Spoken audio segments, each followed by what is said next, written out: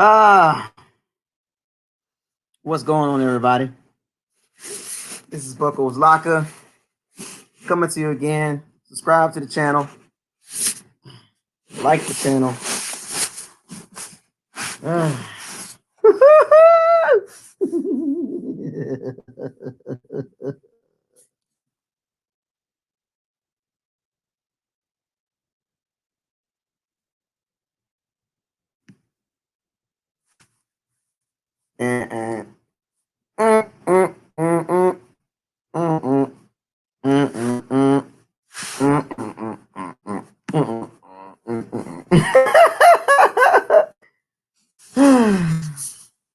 Look, man, the two girls in Brooklyn, man. Oh man, this feels great, man. You know, it's this weekend been fun, been exciting. The camera in there. So I'm on my laptop. I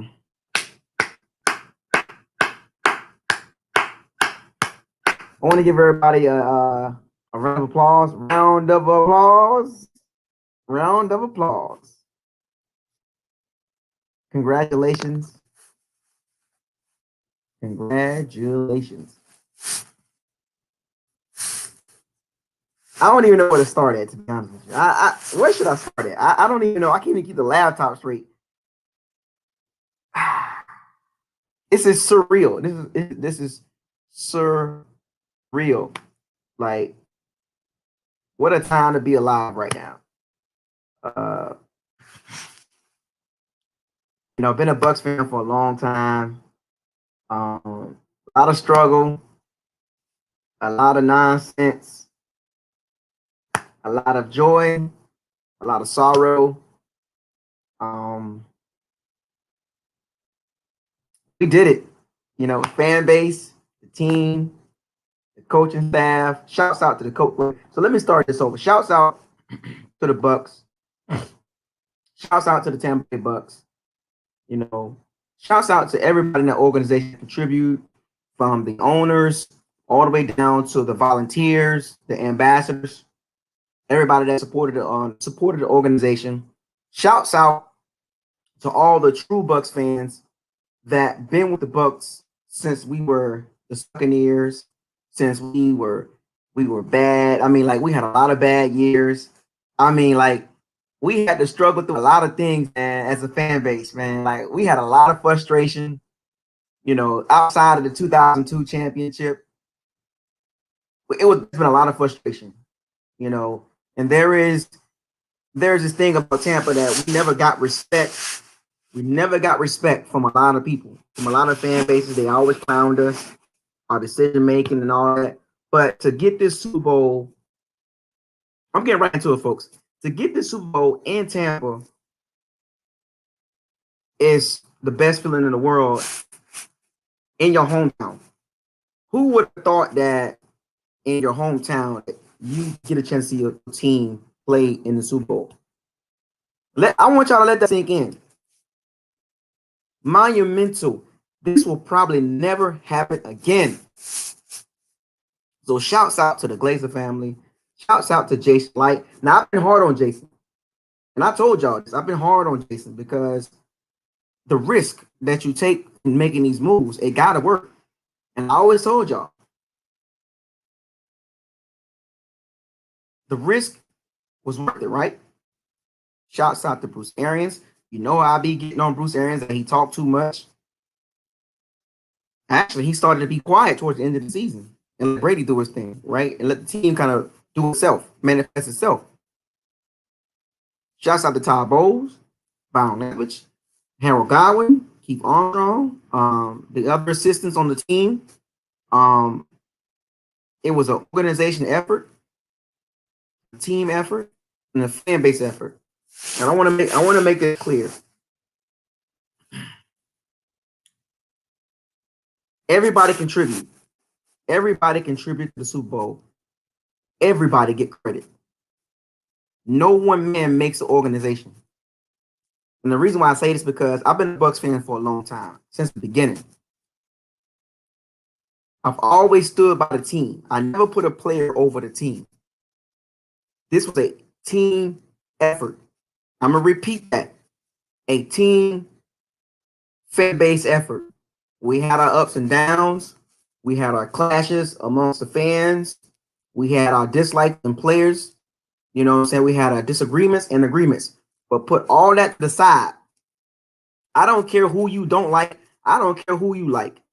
It ain't even about you. It ain't about who you like, and ha ha, and taking stabs at people and jabs and bringing up old stuff and all that. That's cool, but it ain't about that right now. It's about celebrating the Super Bowl. And if you've been a Bucks fan, a real Bucks fan, I'm not talking about the ones that's been jumping on the bandwagon and all that stuff. I don't count them. Because if they weren't with us with Sean King and Steve DeBerg and Trent Dilfer, Eric Rett, James Wilder, Paul Gruber, if they wasn't with us during that time frame, Bert Emanuel, Keyshawn Vaughn, Vince Jack, if they wasn't with us during that time frame when we was losing a lot of games, Josh McCown, Bruce Wachowski, Jeff Garcia, John Gruden, John Lynch, Warren Sapp, Derek Brooks, Shelton Court. If they wasn't with us during that time frame, I don't count them as Bucks fans. I'm talking to the real Bucks fans. I'm talking about to the real Bucks fans that were actually a part of this, that bled through the sucking years, bled through the losing seasons. I'm talking to those Bucks fans. We went through a lot of stuff. A lot. And to celebrate the Super Bowl with you guys, to celebrate the Super Bowl with the Bandits, it's like you can't beat that. You can't beat it. No, I got my voice is pretty much almost gone. I pretty much lost my freaking voice this past weekend. I might be coming out with a cold or something, but I might have lost my voice. Who cares? I'm in Tampa. I've been in Tampa since Friday. Or since Saturday. The experience, the feeling was like no other.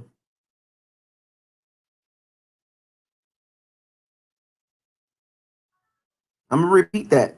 If for those of you that did not come down to Tampa or that was in Tampa and didn't get involved with the festivities or the feeling, the moments, couldn't beat it, man. I'm like I'm so relaxed right now because I did all my partying. I was up late last night. I was up late Saturday night. I was up late Sunday, early morning hours. I'm tired. I'm ready to go home and lay down. I'm ready to get my daughter.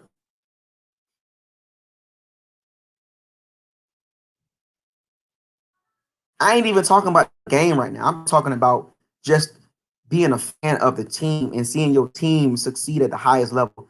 You don't understand how that feels. Some of you still in awe right now. It's for real, folks. We won the Super Bowl in Tampa. The Super Bowl was in Tampa, and the Buccaneers won. It was like a fairy tale story.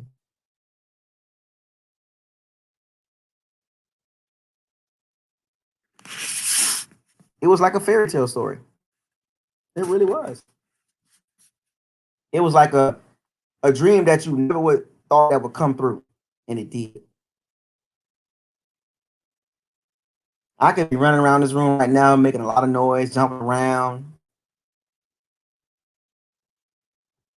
I did enough. So, man, you know what? Hold on.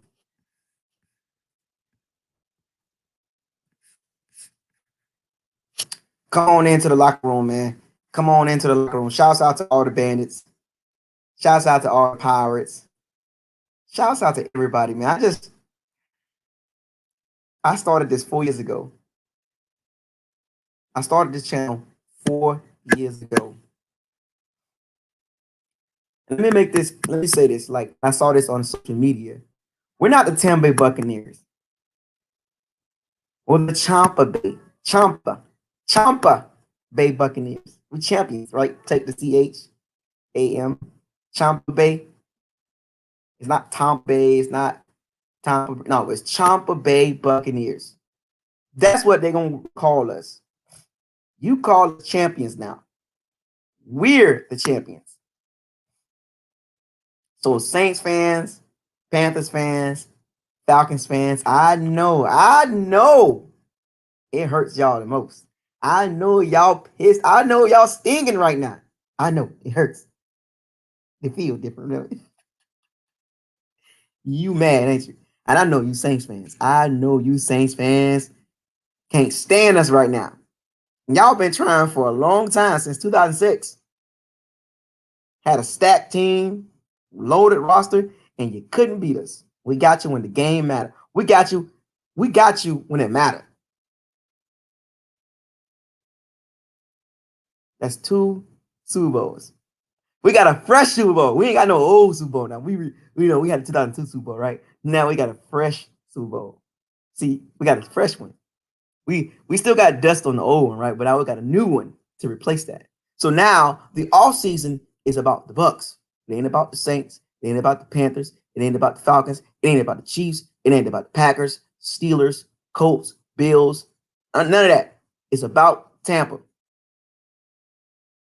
I know.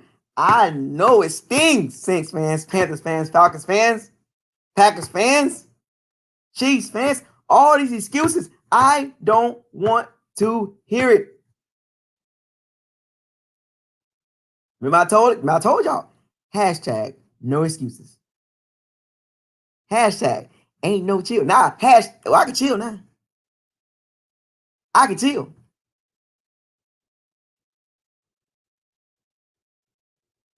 I can chill now. I can chill. I can brag a little bit more, but and most importantly, before the season even started, remember what I told y'all? Do y'all remember what I said before the season started? Remember what I told y'all? Let's see who remember what I said before the season started. What was my prediction? What was my prediction before the season started? Everything I said was pretty much checked. About 90% of what happened this season happened. What did I tell y'all? What did I tell y'all at the end of every video? What did I always say? Y'all know what I said.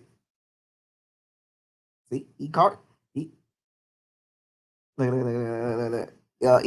you know. What did I say at the every video? At the end of every video, what did I say, bandits and my pirates? What did I say? I'm just saying. I'm not trying to brag or nothing like that, but I stuck with it. I stuck with it. And my bandit stuck with me. The pirates stuck with me. I got a little flack behind it, but now I get the last laugh. My prediction was right. Everything the Bucks did in the offseason screamed Super Bowl or bust. And it happened. This season's not a bust because we got to the Super Bowl and we won the Super Bowl. I do this. That's right. I do this. I predict the record. I even predicted Leonard Fournette taking the job. He took it a little bit later than I thought he would, but everybody that the Bucks signed this offseason was a major contributor in the playoffs and the Super Bowl. Let us sink in, folks. The Washington football team, Saints, the Packers, and the Chiefs. The Bucks signed. I remember when the Bucks signed Tom Brady. I remember when the Bucks upgraded from Jameis Winston to Tom Brady. I remember that. A lot of fans didn't like it because they was like, "Why would you do that?" And this and that, and this and that. I get it, but I understood why they signed Tom Brady. But my expectations changed.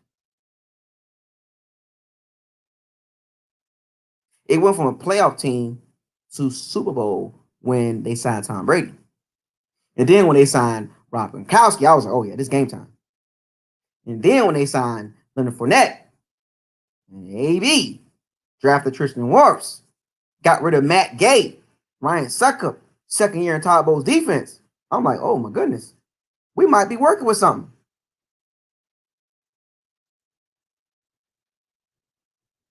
And before the season started, I said Super Bowl or bust. I said 11-5. Regardless, the Bucs was going to be 11. I said it. It didn't matter who. I said the Bucs were going to be 11-5, regardless. Regardless, the Bucs was a playoff team. And when they signed Tom Brady, Super Bowl team. That's the expectations when you sign a guy like that. You don't sign Tom Brady to, oh, well, we just want to get to the playoffs. No. No.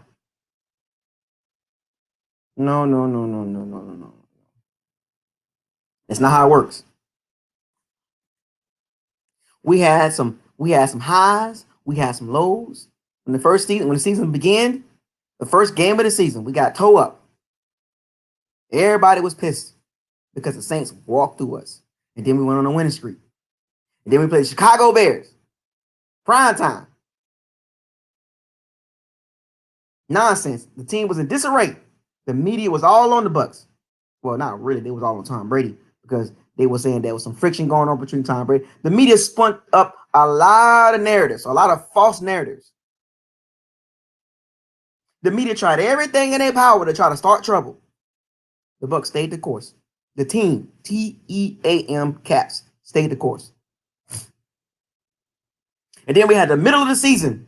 The middle of the season, we had a really bad, I don't know what that was. I don't know what happened. Well, we all know what happened. But it just was like all over the place. And the media was eating it up. 7-5.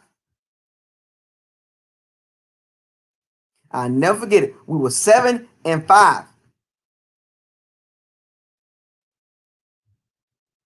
Everybody was like, oh, the Bucs is trash. Oh, Brady throwing too many interceptions. And they can't run the ball. They can't block. He getting sacked. This, that. I stayed the course, folks. We, the Bandits, the Pirates, stayed the course with BucosLocker. We stayed the course. We stayed with our 11-5 prediction. We stayed with it. Y'all stuck with me. Y'all stuck with me and Travis. 11-5. Super Bowl or bust. Every single video I made, Super Bowl or bust. Super Bowl or bust. And then we went on the back end of the season. It's not how you start. It's not how you play in the middle of the season. It's about how you finish the season. We finished the season on a high note. Went into the playoffs on a high note. We had injuries just like every other team. O-line got injured. Ali Marpet got injured. Alex Kappa got injured. We had, safety issues and injuries. The secondary was playing kind of crazy. O-line issues. So I don't want to hear excuses about other teams was injured and Chiefs had their right tackle on their left. But we had injuries too. We lost O.J. Howard. AB got hurt. Like everybody had injuries.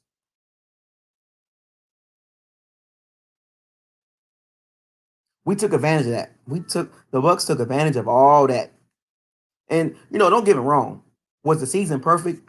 Do you have to catch some breaks to get to the Super Bowl? Yes, you have to catch breaks. I've never seen a team just go to the Super Bowl without catching breaks. It happens. Every team catches breaks.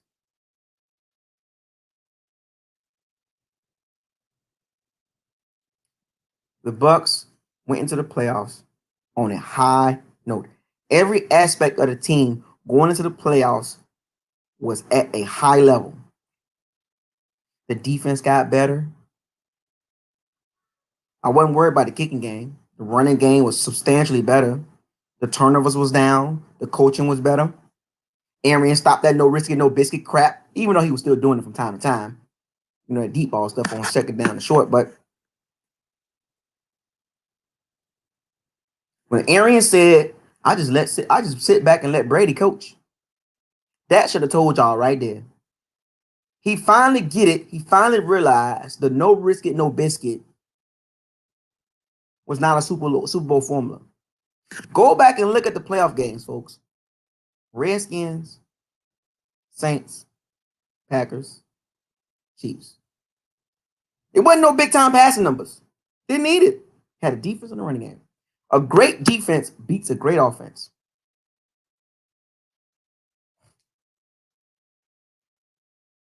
A great defense. I'm gonna repeat that. A great defense beats a great offense.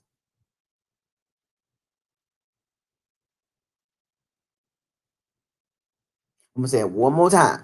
A great defense beats a great offense.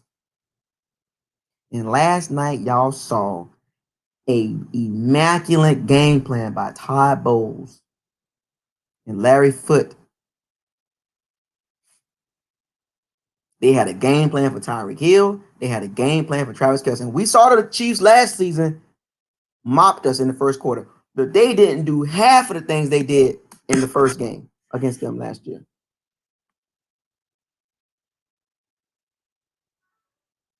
We literally gave the NFL the blueprint to beat the Kansas City Chiefs. Rushford dropped 8. Rushford dropped 7, but it's not about how you drop 7. It's about where you drop 7. Where you dropping those guys at? The Chiefs have patterns they like to run in certain parts of the field. You got to flood those zones, and the Bucs did that a hell of a job. And you better have a linebacker that can cover Travis Kelce, and you better have a front four. The Bills did it, but they didn't execute all the way. The Raiders did it, and they beat the Chiefs. The Patriots did it. We just literally gave the NFL teams that's going to be playing the Kansas City Chiefs this season the blueprint to shut down Patrick Mahomes. Every team don't have our defensive line. They don't have our linebackers. They don't have our secondary.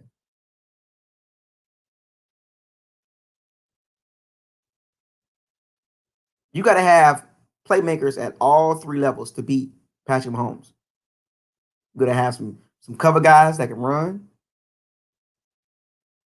You got to have some instinctful linebackers, fast, quick, aggressive. You can't play the finesse game with the Chiefs. We saw that last season. We tried to get finesse with them, and they beat us.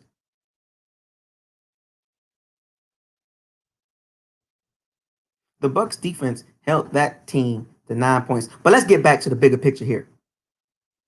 I remember the Chiefs beat us 27-24. The media picked the Chiefs. That game too.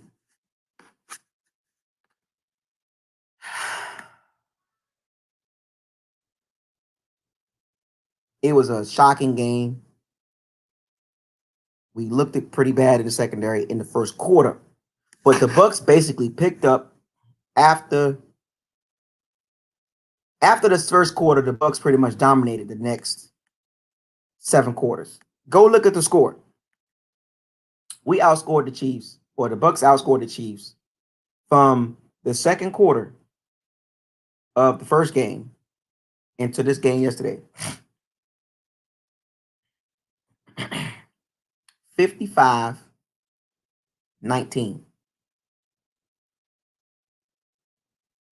Outscored them 55-19 from the second quarter of the first game last year up until the 0-0 till the clock hit 0-0. 55-19. Outplayed the Chiefs in every aspect of the game: coaching, quarterback, running game, O-line, receivers, defensive line, linebackers, secondary, special teams. Outplayed them in every facet of the game. Now, one thing the Chiefs did better than us. Not even the great Patrick Mahomes reverted to playing like he was at Texas Tech. He sure did.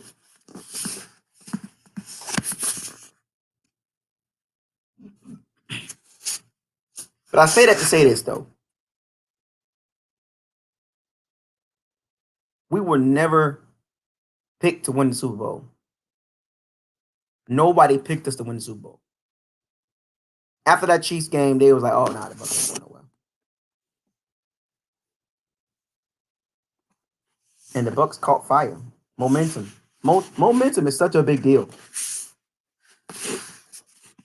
Momentum. But the Bucs caught fire in the playoffs, and we ran with it.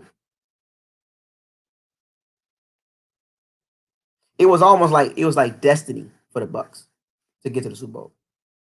Nothing was going to stop the Bucs from getting to the Super Bowl. It didn't matter. Nobody gave us a chance. Did y'all see the polls in America? Did y'all see the NFL analysts? Out of 109 analysts or something like over 100 analysts, right? Most of them picked the Chiefs. That's messed up, man. They didn't give us a chance in hell outside of Kansas, Florida, and New England. And I think Vegas gave us a chance too, but most of America picked the Chiefs. They didn't pick us to win the Super Bowl when we got in the playoffs. You heard what Steve Smith said. Max Kellerman, all those knuckleheads. This is why I say don't get caught up in media-driven narratives. Steve Smith is a huge hater. Huge hater. Warren Sapp checked Steve Smith. A lot of people betted on the Chiefs. And yeah, you're right. They lost a lot of money too. The spread was 3.5.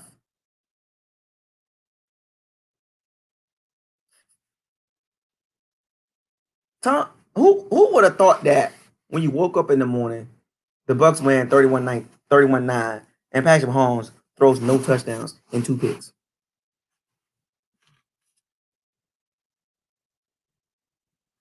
Y'all remember my pregame video right before the game started? Remember I told y'all about defense? I said, do not get caught up in the quarterback battle. And to be honest, Brady played a good game. He played a really good game. Wasn't nothing flashy. Wasn't nothing over the top.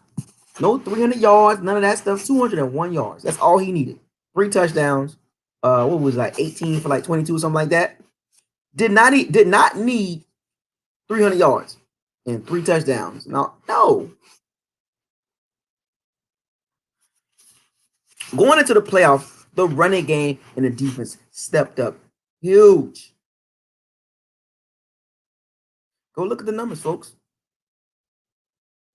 Remember what I told y'all about the running game? I said running game matters.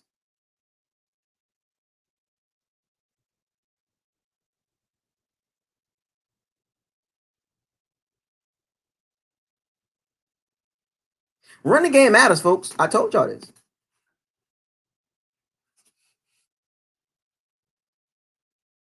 Leonard Fournette and Ronald Jones both had over 60 yards rushing. Leonard Fournette had 108 yards, 110 yards total offense. The both running backs combined for like 168 yards, 170 yards of offense for my running backs. Who would have thought that?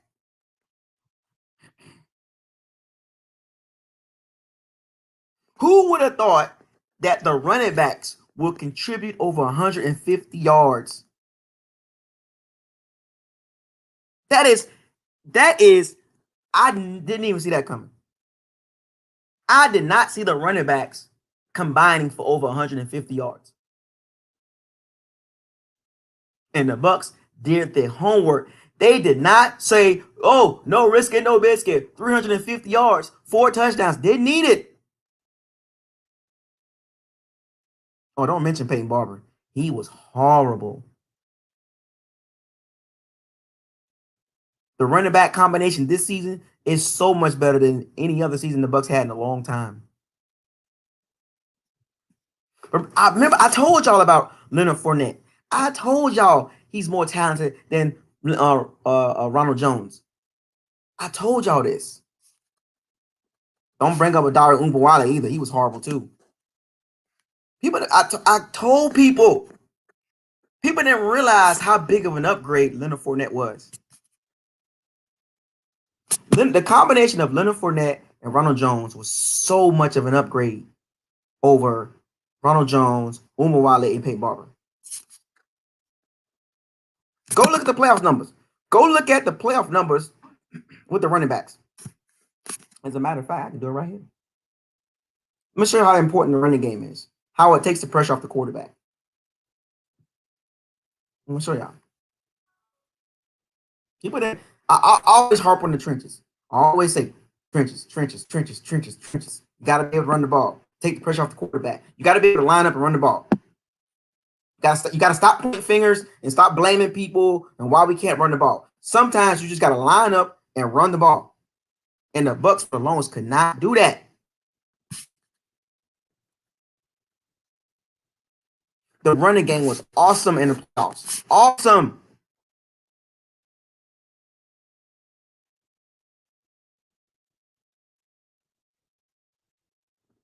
In the playoffs, the running game was very good.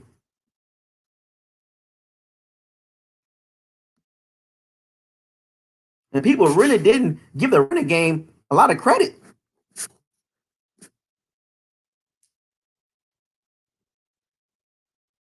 You gotta sometimes excuses can only get you so far, right? If you go back and look at the game, look at the Chiefs fans. The Chiefs fans had so many excuses. The Chiefs had no running game. They couldn't take the pressure off of Patrick Mahomes. No matter how good the quarterback is, no matter how good the talent of the quarterback is, if you don't have a running game, it will show up and expose a lot of stuff that you don't want to be exposed.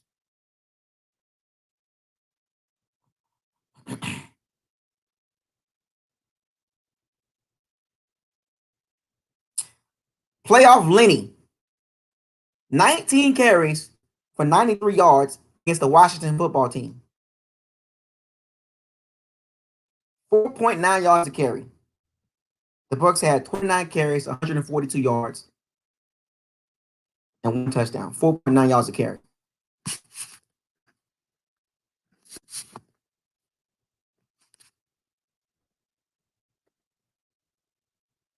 "29 carries, 142 yards, 4.9 yards a carry, one touchdown against the Washington football team." I'm giving my playoff stats with the running game. I'm breaking this down, folks.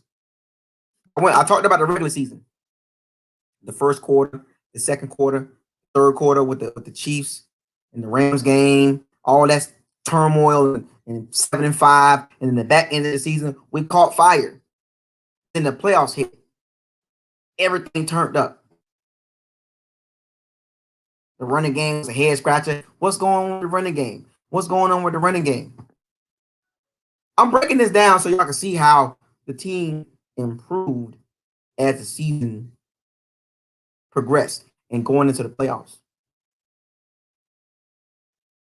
When you throw the ball 49 times against a really good team, 9 times out of 10, you're going to lose. The Chiefs didn't even try to run the ball. That's what hurt them. And of course, their left tackle and their top tackles were out. Both of those tackles were really good. Eric Fisher, Michael Schwartz, they're like top 10 tackles at their position, right tackle and left tackle. That was huge. Don't get me wrong. And shouts out to Chiefs fans. Even though y'all was bragging about y'all team and y'all gonna run it back, they was all in Tampa talking noise, running their mouth. Oh, we gonna take it back to Kansas City again. We running it back. Chiefs fans, humble yourselves. Chiefs fans, humble yourself. You have a great future. You have a great quarterback that's gonna make. He's gonna make a couple more Super Bowls, folks. That's not the last time we're going to see Kansas City in Super Bowl. I can promise you that. That quarterback, the throw he was making under the rest, 49 dropbacks, 49 throws. But when you don't have a running game, the Chiefs really need to run the ball. But shouts out to Patrick Mahomes and Tyreek Hill and Miko Hardman. Like, shouts out to that thing. Like, let's not trash the Kansas City Chiefs like they just a really bad team. They're not a bad team. We beat a really good team.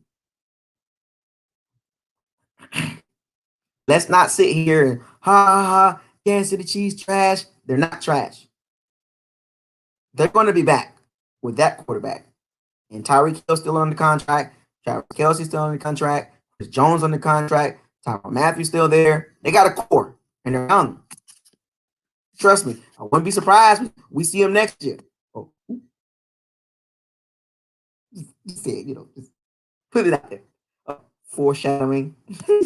But when you don't run the ball, it's pretty bad. And that's the good, that's the ugly. You got the good, bad, and the ugly. That was the ugly, when you don't run the ball and you don't protect your quarterback. When you don't protect your quarterback, that's exactly how it looks. Mopar Buck, he says, have I missed 498 yards Mahomes ran for before throwing the ball? They came out. Yeah, I thought it was like 500 yards. He ran around for 500 yards. That's before he threw the ball. NFL record. That's a dang shame for Andy Reid, Eric Bieniemy. Shame on them.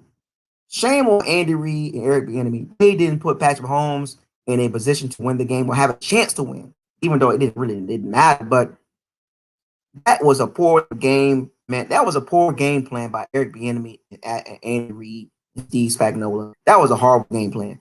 Oh, let's just let Patrick Mahomes turn around, throw it around 49 times, get hit 1,000 times, around 500 yards. That boy was tired. Exactly. Took the words right out of my mouth.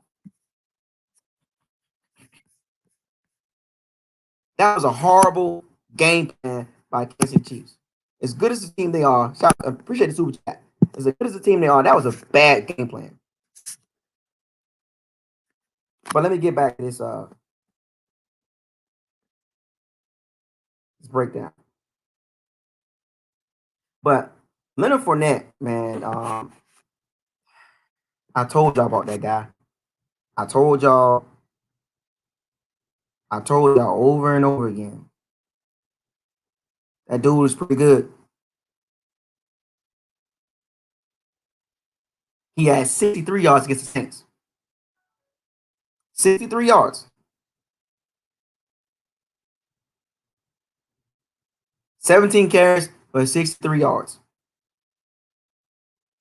And the reason why I'm highlighting Fournette is because I'm gonna get to everybody. I just want to put it out there because a lot of people had questions about Fournette. You know what I'm saying? Like I always thought he was talented.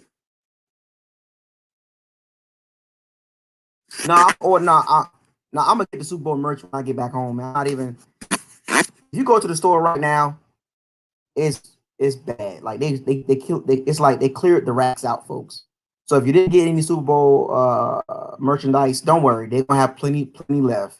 You can order it online, NFLshop.com, Fanatics, and all that stuff like that. I'm just gonna wait. I'm just gonna order my stuff online.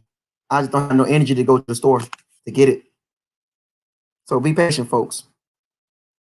But and the reason why I want to harp on this because the comparison between the Chiefs and the Bucs was so evidently clear that the Bucs wanted to be physical.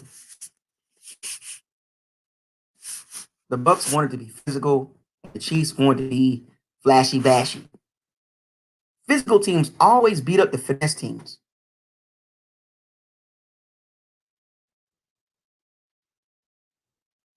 Oh yeah, Andy Reid pulled a like what no risk it no biscuit is to Arians is what no running the ball to Andy Reid is what Andy Reid is. I understand playing to your strength, but you got to put your quarterback. You got to give your quarterback a chance to not get hit like that. It was one of the plays that Patrick Mahomes almost got folded in half. They folded that boy like a lawn chair.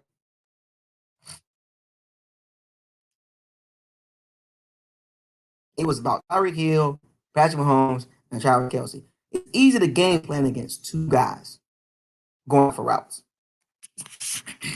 It's so much I want to talk about, but y'all seen the game.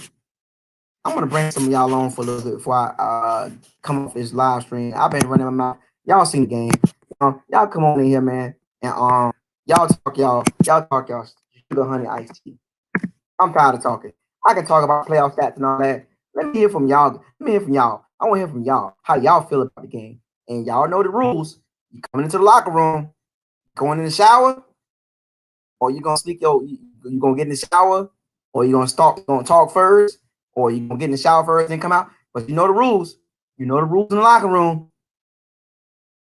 You know the rules in the locker room. Get to the point. It's a Super Bowl edition. So I'm expecting now all season long. Y'all got a chance to come on here now. Come into the locker room. For the folks that never been to the locker room, make sure you got some headphones. At least headphones do help. Headphones do help with the static and all that. Talking through your speakerphone is very hard to hear you. Some of you guys, it'd be a lot of static and all that stuff like that. Muffled and stuff like that. And try not to drag out your point. Get to the point. I'll let you stay on a little bit, but just get to the point. And I'll chime in a little bit, but I just want y'all not to drag out a 20-minute conversation. Don't make a 2 to 5 minutes, a 2 to 3 minute statement or comment or what you got to say. Don't drag it out 20 minutes. I know people want to talk a little bit, and I want to give people a chance to kind of speak their mind about the game, but I'm not going to try to cut you off. I'm going to try to let you go, you know what I'm saying, and not cut you off because I want you to get your time in, but, at some point I'm going to cut you off, and we got to move on. So we got one in already? Oh, got Tab. What's up? What's up, Tab? Man, what's going on? What's going on? And look, man, I'm tired. Man, I'm not gonna lie. I'm shocked this team won the Super Bowl this year. Y'all are. Yeah. And when I watching the Chiefs, it looked like the Bucs from years past. not investing, not having the trenches down, not running the football. And you see, in Bucs fans, you see what happens when you don't run the football and you don't block your man. Because I don't care how flashy you are. I don't care about your weapons. If you can't block the man in front of you, it's for nothing. It don't matter what quarterback. It don't matter what quarterback you is. It don't matter what quarterback. Because you remind me of the Chip Kelly Oregon teams, where they'll flash it, light you up, and then they run against somebody in the trenches. They fold like a cheap suit. That's how they look like. But I just look at it like this. It wasn't about one guy, Bucs fans and hot take media. This is a team that matured over the past couple of years. The young guys grew up and developed. You got the right veterans in there. The offensive line became a rock. The defensive line, the secondary played better. And you got a kicker making his kicks and a coaching staff.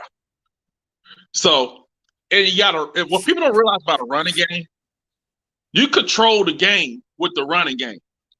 You actually control it. You don't control it with the pass. You control it with the running game. And they had time rushes out there, that team. And I know people talking about repeat, and I'm not worried about all that. I just want to enjoy this one. And I'll say these things real quick. I know you got other people. I'll say these real quick. Mahomes does not suck, people. The man almost hit a touchdown pass. He was falling down face first. The guy dropped the ball. And that was crazy. That was crazy. That was a crazy throw. They could have had 10 sacks. He got out a lot of them. And so I give him credit on that for keep fighting. But I got to say this. There's going to be a lot. I hate to break this to y'all. There's going to be some players leaving because they got the ring. They don't get paid. I don't think they should keep Godwin. God let him go. You can't pay $20 million to him. You got to pay Shaq. And I think they're going to have a tough decision. And that and nothing's guaranteed because somebody may get hurt next year. You know what happens. Like, look at the Chiefs. We said they were going to repeat at his dynasty. Their offensive line was gone. So enjoy this one. Soak it in. Just get better next year. Hey, go Bucs, man. That's all I got, man. Appreciate it, man. All right, peace. So we got a super chat, and I'm gonna add a little bit more to what he was saying. Mopar Buck, another super chat, man. Super chats. If you want a super chat, this is a good time to do it, man. I can read all your stuff, man, because my voice is pretty much like almost gone. So I'm gonna read these super chats. You spoke on the trenches, quote unquote, all year. It makes a hell of a difference on that line of scrimmage. The Chiefs was mentally and physically outmatched. Those flags thrown made no difference in the outcome. Every game got flags. Every game got questionable flags, right? Every game got questionable penalties. We've been on the short end of the stick on some bad penalties. Like, what was that? And I know the Chiefs fans are probably wondering, oh, it was the refs that helped y'all. I seen it on social media. I seen it. I seen them talking about, oh, the refs helped the Bucs win because of Brady. It's NFL scripted and all that stuff. But I guarantee if it was your team in the Super Bowl and your team was getting those calls, you wouldn't be complaining. So don't give me all this extra stuff. I don't want to hear it. If I had a violin, I'll play it. It's excuses. Because if it was your team in the playoffs against the Chiefs or against the Bucks or whatever it is, if it was your team and your team had one penalty and the other team had 9 or 10, you would be saying the same thing. I don't want to hear it. Now, to pick up on what Tab said, yeah, we got some decisions to make, man. And he was very clear on that. How the team matured. He said it. And I've been saying this all year long. Team wins and loses games. You cannot put a win or a loss on one player. That is not an individual stat. The media has fooled y'all. The media created this quarterback wins only. No one player can win a game. And Tab made some good points. The team matured as the season went along. Brady has the leadership qualities, the drive and ambition, and all that's great. But as an individual player, you still got to play the game. Carlton Davis still needed to step up. Devin White still needed to step up. Jordan Whitehead, Antoine Winfield, all those guys still needed to step up as an individual player. Once again, no one guy can win a game. The reason why the Bucks got to the Super Bowl is because of TEAM, all caps. And yes, he is absolutely right. We're going to have to make some decisions. They got reports about the Patriots might offer Chris Godwin $78 million. You don't think he's going to take that? If the rumor is true, if they do offer Chris Godwin $78 million. But that's a whole nother conversation.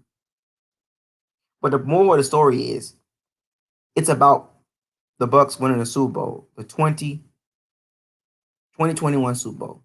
That's what's important right now. All the other stuff don't matter.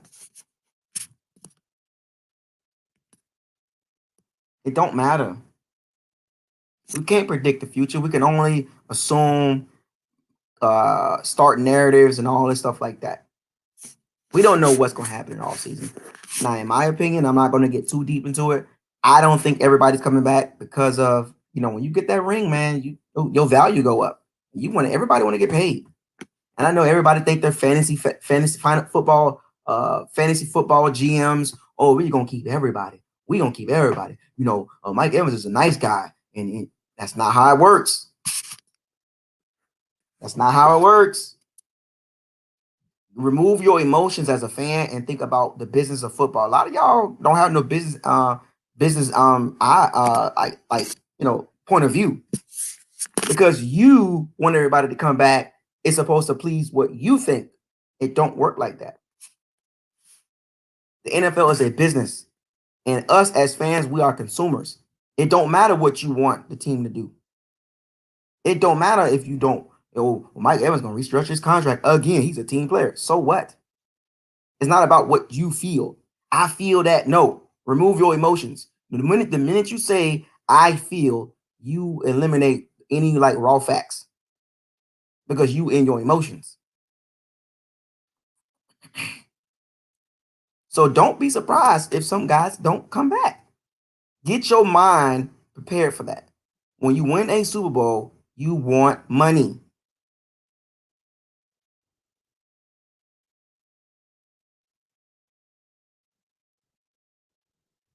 So, but back to the game. Let's not talk about off season just yet.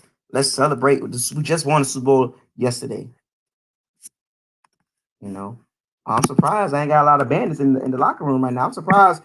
What's wrong with y'all? Y'all ain't got nothing to say. The link in the chat room, fam. Y'all ain't got nothing to say. Y'all just watched the game yesterday. Y'all ain't got nothing to say in the locker room. Y'all can't come into the locker room. I'm giving y'all a chance. We're coming up on an hour. I thought my locker room would be filled with people trying to come in and get a shout out and all this, but everybody want to sit in the chat room, and that's fine. If you want to sit in the chat room, Keep doing that. But if you want to come into the locker room, get on this live stream.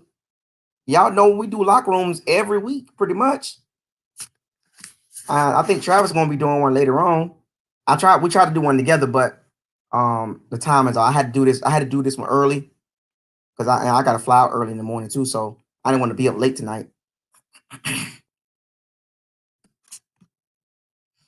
So I'm about to get off here in about 15, 20 minutes. So the link is in the description. The link is in the chat room.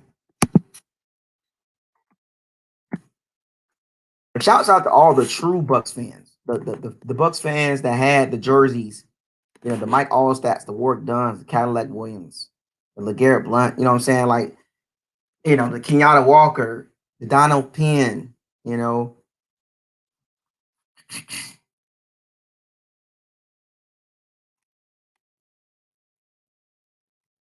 Just saying, man.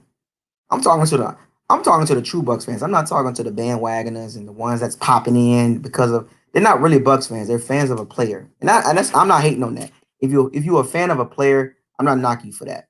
But I'm not gonna call you a Bucks fan. That's like LeBron James fan base. They follow LeBron James. They can care less about the Lakers or the Cavaliers or the Heat. They follow the player, and I respect that. But you cannot call yourself a Bucks fan when you are following a player only. I will not accept that on this channel. Oh yeah, we got a bandit. We got original. What's up? Hey, what up? What up? What up? What's the deal? Who you with? What's the deal?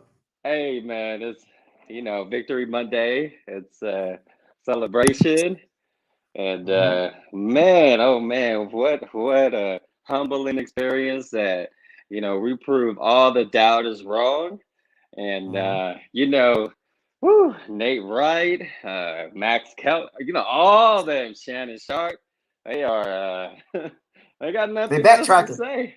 They They backtracking. They just like yeah. They're like, let me get my notebook out real quick. I know I put this down real fast. I know it's on video. It's on video. So it was crazy. Honestly, I hosted a Super Bowl party safely, of course, and and it was just one of those times. I really did not expect the fact that we was gonna shut them down like that, man.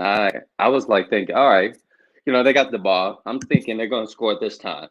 All right, they got the ball again. No, this has got to be it. They got to score. No, we was shutting them down. I was just like, I was at full surprise right there. But it was crazy. It's so exciting, man. I have people calling me. They're talking about, man, the refs are cheating y'all out. I'm like, well, even if that is the case, like if the refs gave them, or didn't call it, y'all still had the Chiefs had so many chances to come back. So it's like, I mean, that's neither here nor there. You had your chances, you couldn't finish it, and that was a wrap. So it was great. It was great. Anyways, what do you think about the defense? Well, what do you think about the defense? How do you think they played? our defense, man, phenomenal. I know for a fact the offensive line, and I don't know if you remember, but I was calling that. I was like, that old line is gonna be the reason why we're gonna win because Shaq was too fast, and they can't guard Sue or Vita. I mean, it was one of those things. Yeah, all they had to do is just play up for just that. I only think they blitzed like 4 times. I don't even remember, and just cover down deep, cover the end of cover the sidelines because they like to do crossings. And Pat Mahomes is always crossing to the sidelines. When he's backpedaling or going out of the pocket. They just got to cover it, and we did a phenomenal job. I mean, I cannot be so impressed with the defense. If anything, I know we're gonna lose some players too. I know you mentioned about that, but I can see them working around their contract to get those players back. I mean, if they really want that Super Bowl, they'll come back. But either way, that's for another day, right? And we'll see what happens, man. Well, I would say this, and my thing about it is with Todd Bowles and his defensive scheme for the Super Bowl, it completely threw the Chiefs off guard because Yes. they wasn't Yes. prepared for the non-blitzing Todd Bowles defense. They wasn't prepared for 5 blitzes. That's it. Like, wait a minute, And you top Devontae 5. David was great too. Like he was on Kelsey. I mean, don't get me wrong. Granted, he got 110 yards, but he Right. was locking him down. You know, I Yeah, was it's hard to stop. It's really hard to impressed. stop him. It's hard to stop Travis Kelce. So he had like 108 yards, like 8-9 catches, and that's I wouldn't say he stopped him, but he didn't let him take over the Explode. game, Exactly. explode. Hmm. You know what I'm saying? Like, so that's a victory for the Bucks, and then they laid the blueprint down. They laid the blueprint down to how to beat the Chiefs, like literally how to beat the Chiefs. Watch the Super Bowl, literally. Like so I don't want to hear any fan base that got a good defense lose to the Chiefs. Yeah. I Yeah, don't want to that's hear it. true. We gave them their second loss of the year, and you know, honestly, it was to me in order for the Bucks this whole playoff journey. It was like who wants it more? Like you know what I mean? They had that mentality, and that's exactly what they did. They wanted it more. They overcame adversity. I mean, even A with the lot of it. Packers came, you know, they Mhm. overcame adversity with Tom threw that 3 picks, went to the Super Bowl, overcame adversity, got doubted, started taunting them. You know, karma speaks for itself. It was just one of those things, man. I loved it, man. I loved it. I mean, we figured out to slow down a little bit. I know. I mean, you know, I don't. And you know, speaking of, like, why would you call a flag on that? But you can't call a I flag don't for know. him doing the deuces and then also Tyreek doing the backflip to the end zone. Like, come on now. I mean, whatever. Petty. Whatever is whatever. What I'm gonna get a matters is shirt. we got I'm gonna that get the dub. shirt. I'm gonna get the shirt that does this right. I'm gonna get that shirt. That would be a Mm. good one. As a matter of fact, I followed Tom Brady on Instagram, and he had this shirt, and it had like the Roman numerals with the number 7 on the, with the Roman numerals stuck around the number 7. I was like, ooh, and what he means is like the 7 ring and the Roman numerals for every Super Bowl he won. And I'm thinking about getting that. I love it. It looks nice. It looks real nice. You should check that out. It's the If TB12 product. I get anything that says Buck Super Bowl, it's gonna be the 2002 shirt and the 2020 shirt. I'm not gonna claim True. anything he did in the past. No, Mm-mm. I'm, I'm, you don't like Tom like that. I mean, I'm more I concerned get about it. what he did for, what he did for the Bucks. Not what he did for the Patriots. They don't matter. What he did for the Patriots don't matter to me. What True. he Well, did I for the mean, Bucks, he got Super Bowl. him as an individual, I mean, it's just the legacy that he broke, this Oh record. yeah, I've always said he's a great Yeah. quarterback, one of the goats. It's only a few quarterbacks that can sit at the table, but I'm a Bucks fan. I Well, don't could follow you say players. he's now a Buccaneer, though? Could you say After one Tom year, Brady is a true Buccaneer? Yeah. what? So what's? I don't. Nobody's never actually gave the meaning of a true Buccaneer. Like, what is the requirements? Like, I nobody's mean, never like talked Mike about that. Evans, been there for, 7 years. He's a Buccaneer player. You would Right. know him, if years go by from now, you would know Mike Evans from the Buccaneers. So with Tom Brady, would you remember him as Buccaneer? Is he? I don't know. That's a good question because it's like a lot of guys been playing for the Bucks for years, and I would consider them Bucks before Brady, right? You get what I'm saying? Like Yeah. they kind of been with the, you know what I'm saying? Like if that makes sense, like it's kind of because Tom Brady we remembered as a Patriot, not as a Buck. Yeah. So now that he's won the Super Bowl and he'll be playing next year, and who knows what happens, could Right. we now consider him to remember him as, I guess, of course, a Patriot? There's no denying on that. He's Oh, always going to be a Patriot. But could we also remember him as a Buck as well? Like he'll be part of uh, that how many? that word. I don't remember. I don't remember. If I can recall, you can help me out. But I don't remember a player being remembered of two teams. I've never seen that before. The only one I would know would be Joe Montana, right? Chiefs, Niners. So, see, he didn't do anything with the Chiefs. You know what I'm saying? He didn't. He did win a Super Yeah. Bowl with the Chiefs, their Did first he? Did one he win a Super ever. Bowl? Yeah, I believe What year that was? so. Was it 94? Was it 94? I think it was before that. But how about this? Hey Manning. So I live in New Mexico, and we got a lot of Bronco fans in this area too. But people remember Peyton Manning as a Bronco too. It's not just the Colts. Oh, what happened?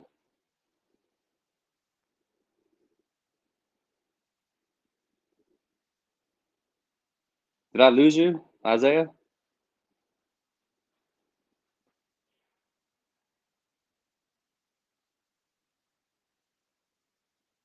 Are you still there?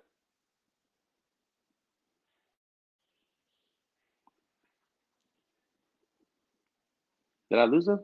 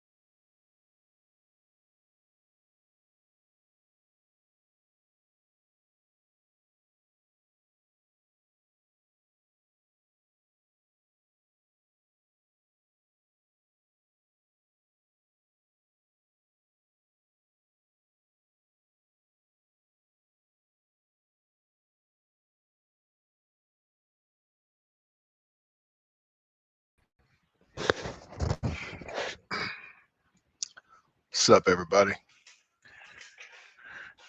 I know Isaiah got this thing rolling for y'all.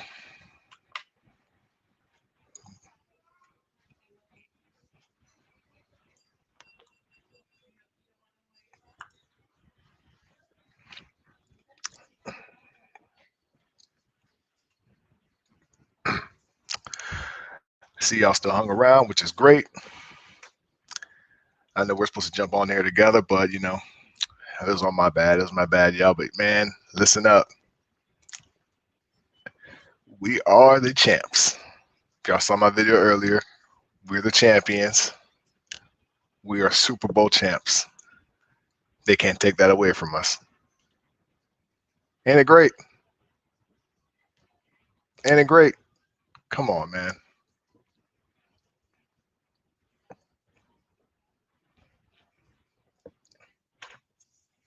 I don't know if Isaiah. Let me see where Isaiah's at, because he left this live running.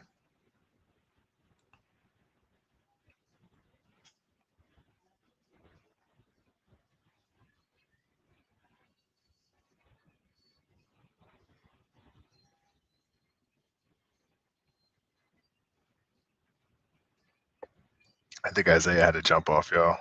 I know he said because he's actually in Florida. He came down to Tampa for the game, as y'all may know, but he took off back up there. He's supposed to be taking off tomorrow.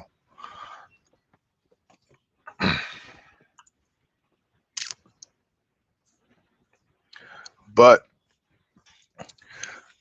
I'm happy to be in here because it's the first time I can come in here and say that we're officially champions and talk to y'all. I see we got some people in this locker room. You want to talk about a straight dominant performance, y'all? Did anybody think that we would really come in there and tear? There he is.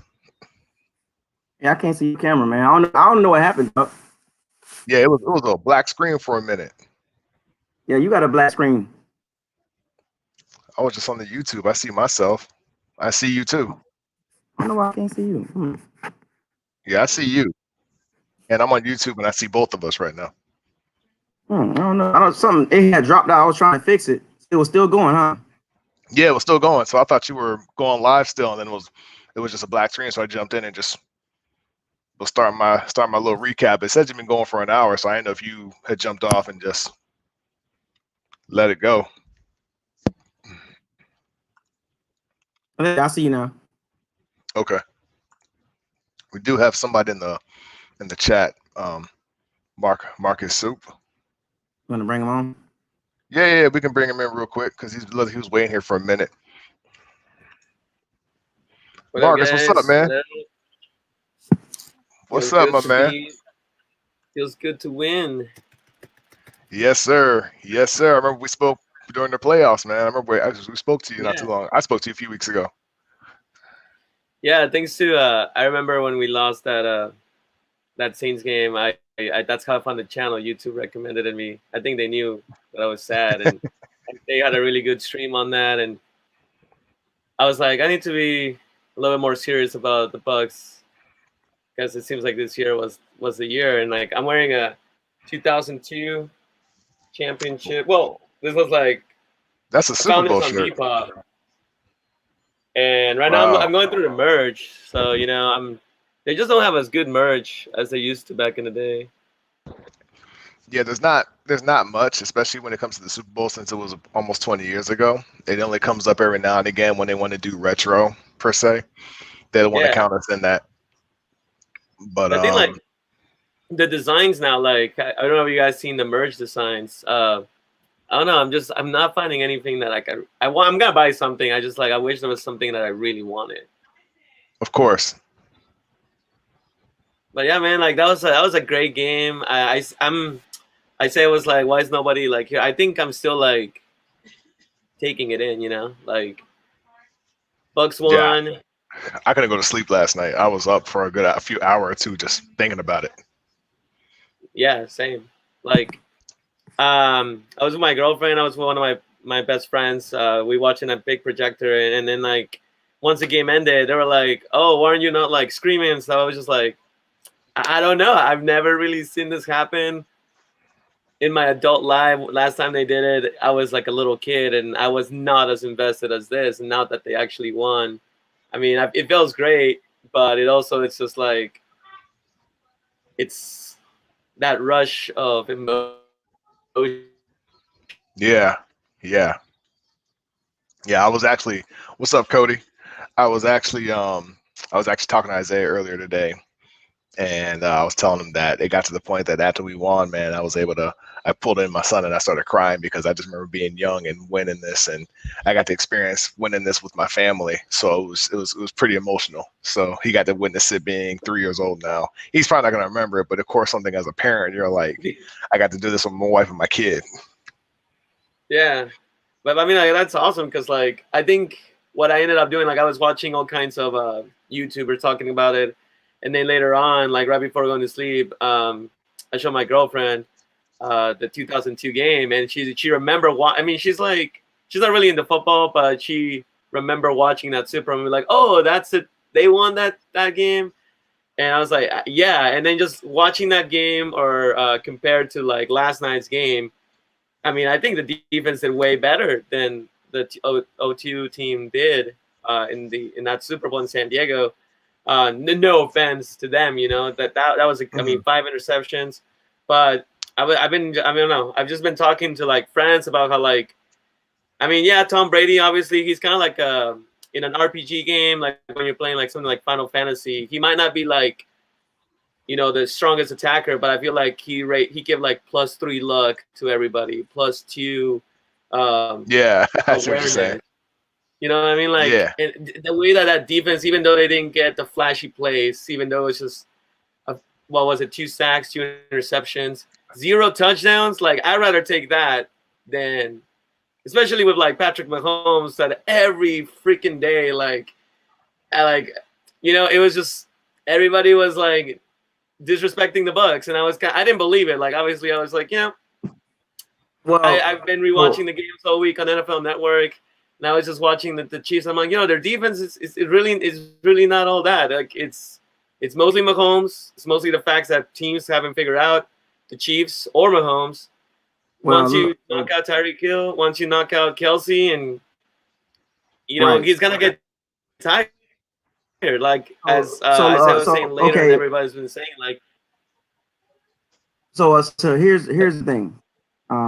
We all saw the game last night, and we'll wrap this up. And then so in summary, like I was saying earlier, you know, the game, how it developed and how it started flowing, it kind of shocked me, and it shocked a lot of people that nobody thought that the Chiefs would score 9 points. Let's be honest here. Like, let's just sit here and let's call a spade a spade. Nobody expected the Chiefs to score 9 points, but the game plan by Todd Bowles and the game plan by Byron Leftwich, you know, was great. It was great. It was a game plan that was executed at a high level, with the players bought in. Finally, like they caught steam at the end of the year.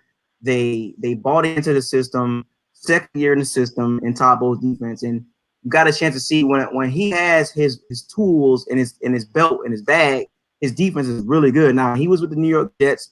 He didn't look good because he didn't have the tools under his belt. He got the young guys to buy in, Devin White, Carlton Davis, you know, and all those other guys.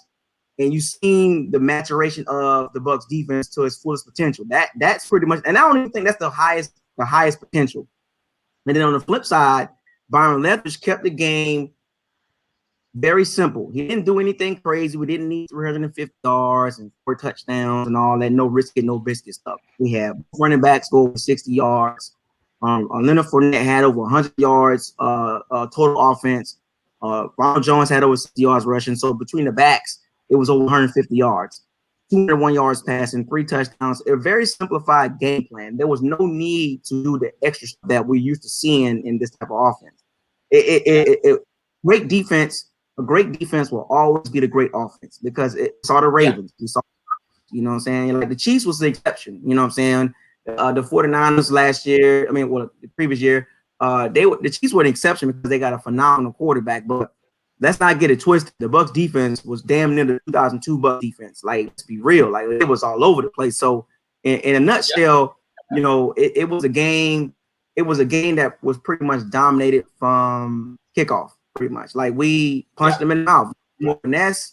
They were more the gimmicky, flashy, big plays, and then we took the big plays away.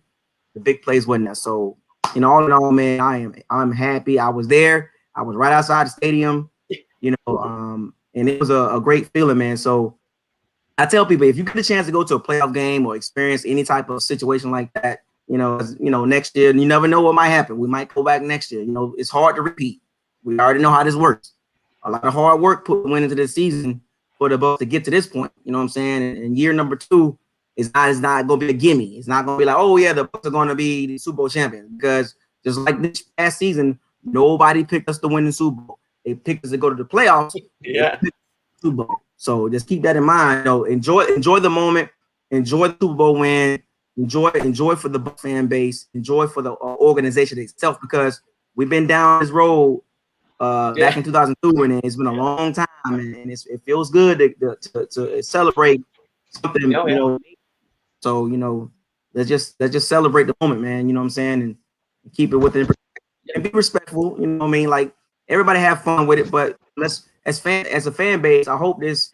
I speak to all the fan base. I hope this calms the fan base down. There's been a lot of back and forth amongst each other about nonsense, and I hope this Super Bowl really kind of calm people down on the pointless conversations, the ridiculous comparisons. It's like, come on, we got a Super Bowl now. You know what I'm saying? Like, let's move on.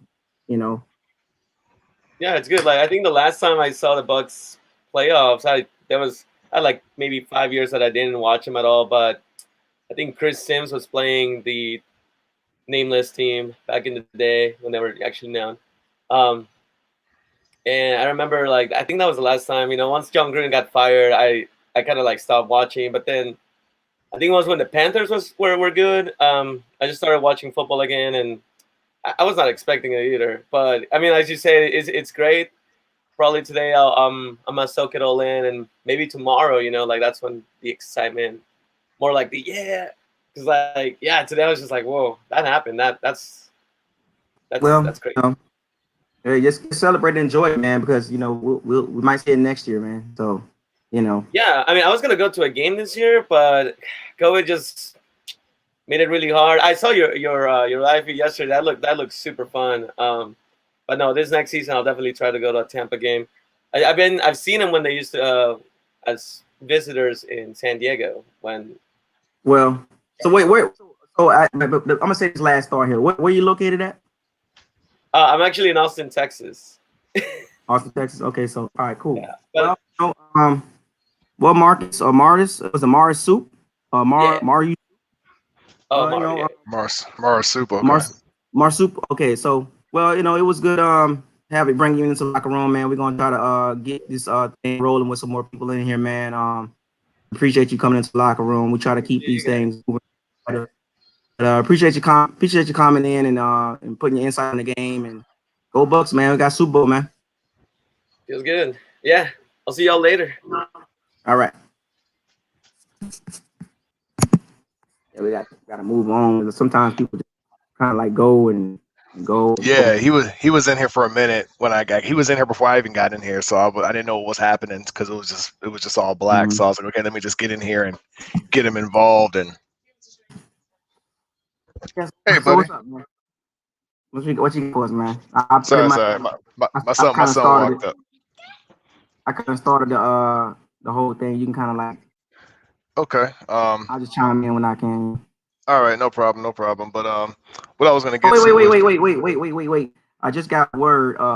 This happened a while ago, but Patrick Peterson is parting ways with the Cardinals. I saw Richard Sherman looking to play for a competitive team too. He wants to do 2 more years. Hold on. Yeah, Patrick Peterson. So we got a locker room still open, folks. I'm gonna be in and out of the locker room. I'm playing on my phone right now. Yeah. So I know we talked earlier. So I know we talked about who. Did you talk about who may leave and who we think we're trying to keep? Did y'all discuss that?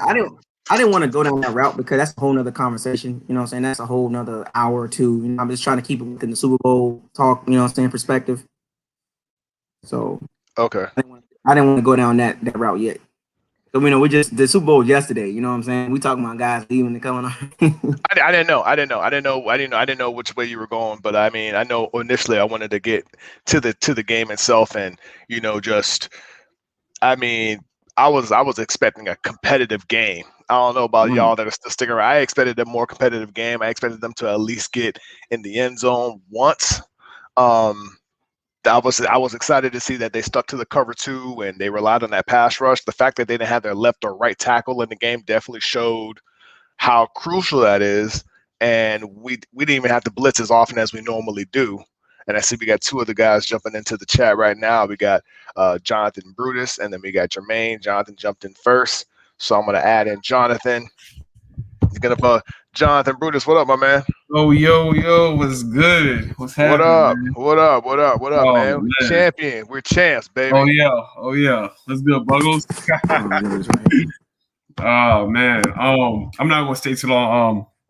I'm just amazed. Like, I still can't believe this, so I'm so disbelieved, but Jonathan, you in there? I'm here. You can hear me? I can hear you. Okay, perfect. Is I'm echoing? No, I can hear you now. Okay, all right. Yeah. I mean, we did it. You know what I'm saying? I feel like we were just more hungry than the Chiefs. You feel me? Like I feel like they were like playing to win, more than the Chiefs. Like, so I think overall it just, oh man, they came out there, playing hard, and they kept the same momentum as they finished the game too. So they was like, okay, we're gonna play conservative and like try to like, okay, charm out, but they kept the pedal, they kept going. So I'm happy with that. Defense was looking like, to be honest with you, I think this defense is better than the 2002 defense. I don't know. The only difference with this defense was they didn't get as many interceptions and ran them back for turnovers. But the fact is, we made the quarterback uncomfortable. We made Mahomes uncomfortable where he had to run around. He ran nearly 500 yards total on the field, backwards, forwards, side to sideline. That's how much we had him running. He was literally running for his life. Gannon, he was older, so he didn't have to run, but he would force the ball earlier, and that's what forced a lot of the interceptions. But Mahomes had 2, one in the red zone and then one midfield. So this defense was definitely faster because this was the least amount of times that this defense had to blitz all season. So that just said a lot how Todd Bowles just relied on that front 4 rush to get the job done and then let the young secondary hang back and just do cover 2 all day. Yeah, I agree. Most definitely, man. Man, it's just, I'm still trying to like, enjoy the moment. That's all I can do, man. But yeah, that's all. That's the only thing I gotta say, man. But yeah, I'm gonna keep it moving in. But appreciate having you on me. Right here, Not a doubt, man. Not a doubt. I don't know if you just jumped in, but I mean, I'm sorry for being late. I jumped in a little hour and a half later. So I know Isaiah definitely touched up on a lot of key points. So I don't want to be a broken record and repeat a lot. No, we gonna keep going. Keep going. No, okay. Cool. But I was just saying that offensively, I liked how we actually started attacking their weakness, which was their run, stopping the run. With the 1-2 punch we have, I knew that we can exploit this defense because their strength was at the front line, and then Tyrann Mathieu, that was it. Yeah. So I knew we were going to wear and tear them and then set up a play action pass. Something that I did tell Isaiah earlier today, because we did chit chat for like 45 minutes around this afternoon. I said that I wish that an original Buccaneer scored a touchdown because all the touchdowns went to all our free agency picks with Gronk, Fournette, and AB. Even in the red zone, I was like, you're not going to throw it to Mike Evans like you did all regular season? Okay, you're running it with Rojo, but that would have been something Fournette could have done, or just give it to Vita Vea right there on the fullback. So I was like, okay, I get it. You're showing that these people were worth the pick, but I'd love to see a Buccaneer get a TD in the Super Bowl because they were racking them all up in the offseason. I mean, the playoffs and regular season. Yeah, I agree. That was a kind of a weird play to me. I just felt like they were just playing too much by that goal line. Like they could have just, like you said, Fournette pushing in or something, or QB sneak. You feel me? I was like, that should never really happen, So I just kind of feel like that was kind of odd right there in that point. But I mean, we got the ball back and scored. So other than that, man, I think everybody just did their thing, They all play a key role. Coaches, special team. I mean, they did kind of start a little bit, rocky with Peon kicking him a little 40-yard, what I'm saying? But Yeah, those punts were a little sketchy, but fortunately our defense stood up. I do want to shout out this super chat by Haiku Marco. He the $7 super chat. Much love. He said it was 7 for Grammatica. And I remember him telling me that this was his favorite player when he started watching. So much shout out to Haiku Marco. Appreciate that, my man. But Jonathan, something I've been telling every Bucks fan today was just enjoy Victory Monday, enjoy this offseason. They can't tell you nothing. Let the haters soak up their salt. Let them be upset. We're champs, and we'll be the defending champs until somebody else wins it. Yes, sir. All right. Appreciate it, man. Appreciate it, John. All right. Next up in here, we got we have the main man, Lee.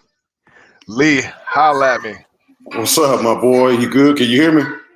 Can hear you loud and clear. What's up, y'all, man? You doing all right? I'm doing great. I'm outstanding. That's what I like to hear, man. Try to get some light in here, man. Man, you know what? I'm not surprised. But I'm surprised by not scoring a touchdown. I think Isaiah said earlier. Now, didn't nobody think they were going to – I think the Bucks going to win, but just tell me that the Chiefs weren't going to score no touchdown, I would have been you a liar. You capping or whatever the young people say. Yeah, you couldn't tell me that. I literally watching, I was like, okay, they're going to get a garbage touchdown now to make it 16-31. But when that interception happened, I just went, wow, They're really not going to get a touchdown all game. But, something that was really irritating me about these analysts and these people in the ESPN, and they were all going back to that Week 12 matchup when we played each other. And they didn't want to look at, okay, the Chiefs need to be better in the red zone, because obviously in the red zone, they didn't have much field to work with because their offense is off big chunk plays by Hill and Kelsey. So they really can't run because we had the best run defense in the league. So they had that one big play by Clyde's L-Air where in start the third quarter, but it really didn't help. You got a lot of background noise, Lee. Oh, I'm sorry, but it's probably my babies. Hold on. Okay, no problem. Just letting you know. Let me get out of here.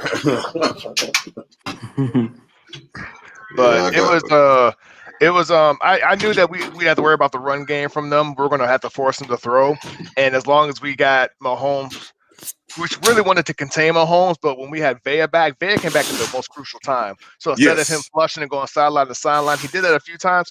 But when he was going backwards, I was like, there's really not much he can do to recover from here unless he gets somebody, right there by the first down line. But he got somebody, it was like 3rd and 33 after that huge sack. Yeah. And then he got Tyreek to get right back at the original line of scrimmage to make it 4th and 10.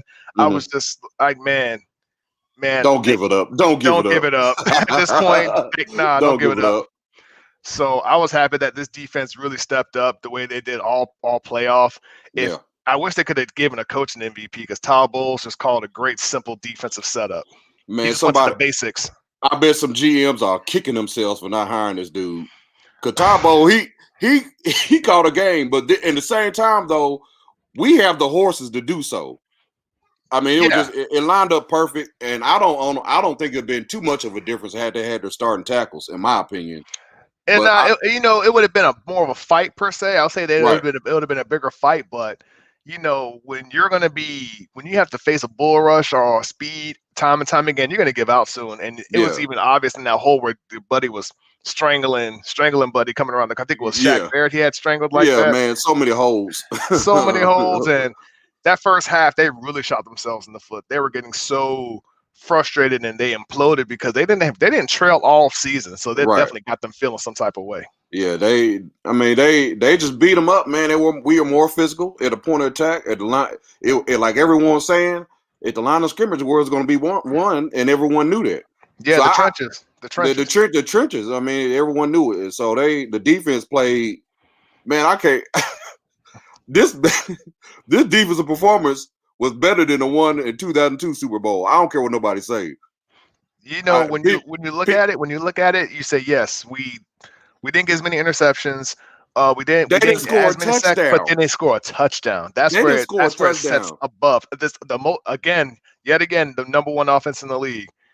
Yes, the Raiders scored a touchdown, but this number one offense in the league that people said, I don't know how you're going to stop it. Right. Didn't even get a touchdown. They bottled up, and I thought I thought they were going to try to bottle up Kelsey the most of the game, but they looked like they said, "No, we're going to keep Rick from going deep." Yeah, they wanted to contain Tyreek, and they wanted to keep Kelsey underneath. They said Kelsey will get the catches, but he's not. We'll get through him. We'll get to him quicker than Tyreek. Right. They knew he was quicker to catch than Tyreek. So Tyreek's catches came when he was right off the line of scrimmage or behind the line of scrimmage. They didn't want to get him deep. They didn't want him to beat him like that. Right. So it was a wonderful gameplay. There's nothing to argue. It's nothing. There's nothing. And then they were scared to run. They came in the game thinking we're not going to run, and they didn't even try to run. And we had two safeties back the whole game. Yeah. Tom Balls, he never does that. No, and they said that this is the least amount of times. I was watching Undisputed. They said he blitzed. This is I think 42% of the game. This is the least amount of times he has blitzed all season. Because he didn't have to. He didn't have to. He didn't have to, and Vita Vea, he paying off. When everybody was mad about not picking Derwin James, you gotta be happy now. You gotta be happy now. Because Vita was collapsing. He made a difference. He made the biggest difference. We saw the difference when we came into the Green Bay game. I would love to see him when he was in the Saints game, but either way, the defense rose its level every game, and that's just amazing to see. I mean, would you agree that the defense every game the level was going up? I think after the Washington game, I think they were like, man, we let this Rudy Poo quarterback. And you know what? And you know what about the what Arian said was the reason why they looked so bad against the Redskins because they were preparing for Alex Smith. They had tape on Alex Smith. They didn't have tape on Heineke. Right. So they didn't know what he can do. They knew he was mobile, but not that mobile. Yeah, he was super mobile. He was super mobile. So after that game, they said, okay, now we really need that was a wake-up call, first playoff game, taken care of under the belt. Then we talked after the Saints game, and they're like, no Taysom Hill. It's all Breeze. Oh, it's done. It's a wrap. We can strategize against this. Yeah. And then after playing Green Bay, they said we beat them before, played them again, but let's also adjust the right way we need to. Defense was ready. But this game, with 2 weeks to prepare, and they're just saying, well, the pass rush was killing the Packers. So why wouldn't we just do the same thing, but just keep two people over the top for Tyreek Hill and Kelsey against the Chiefs? Right.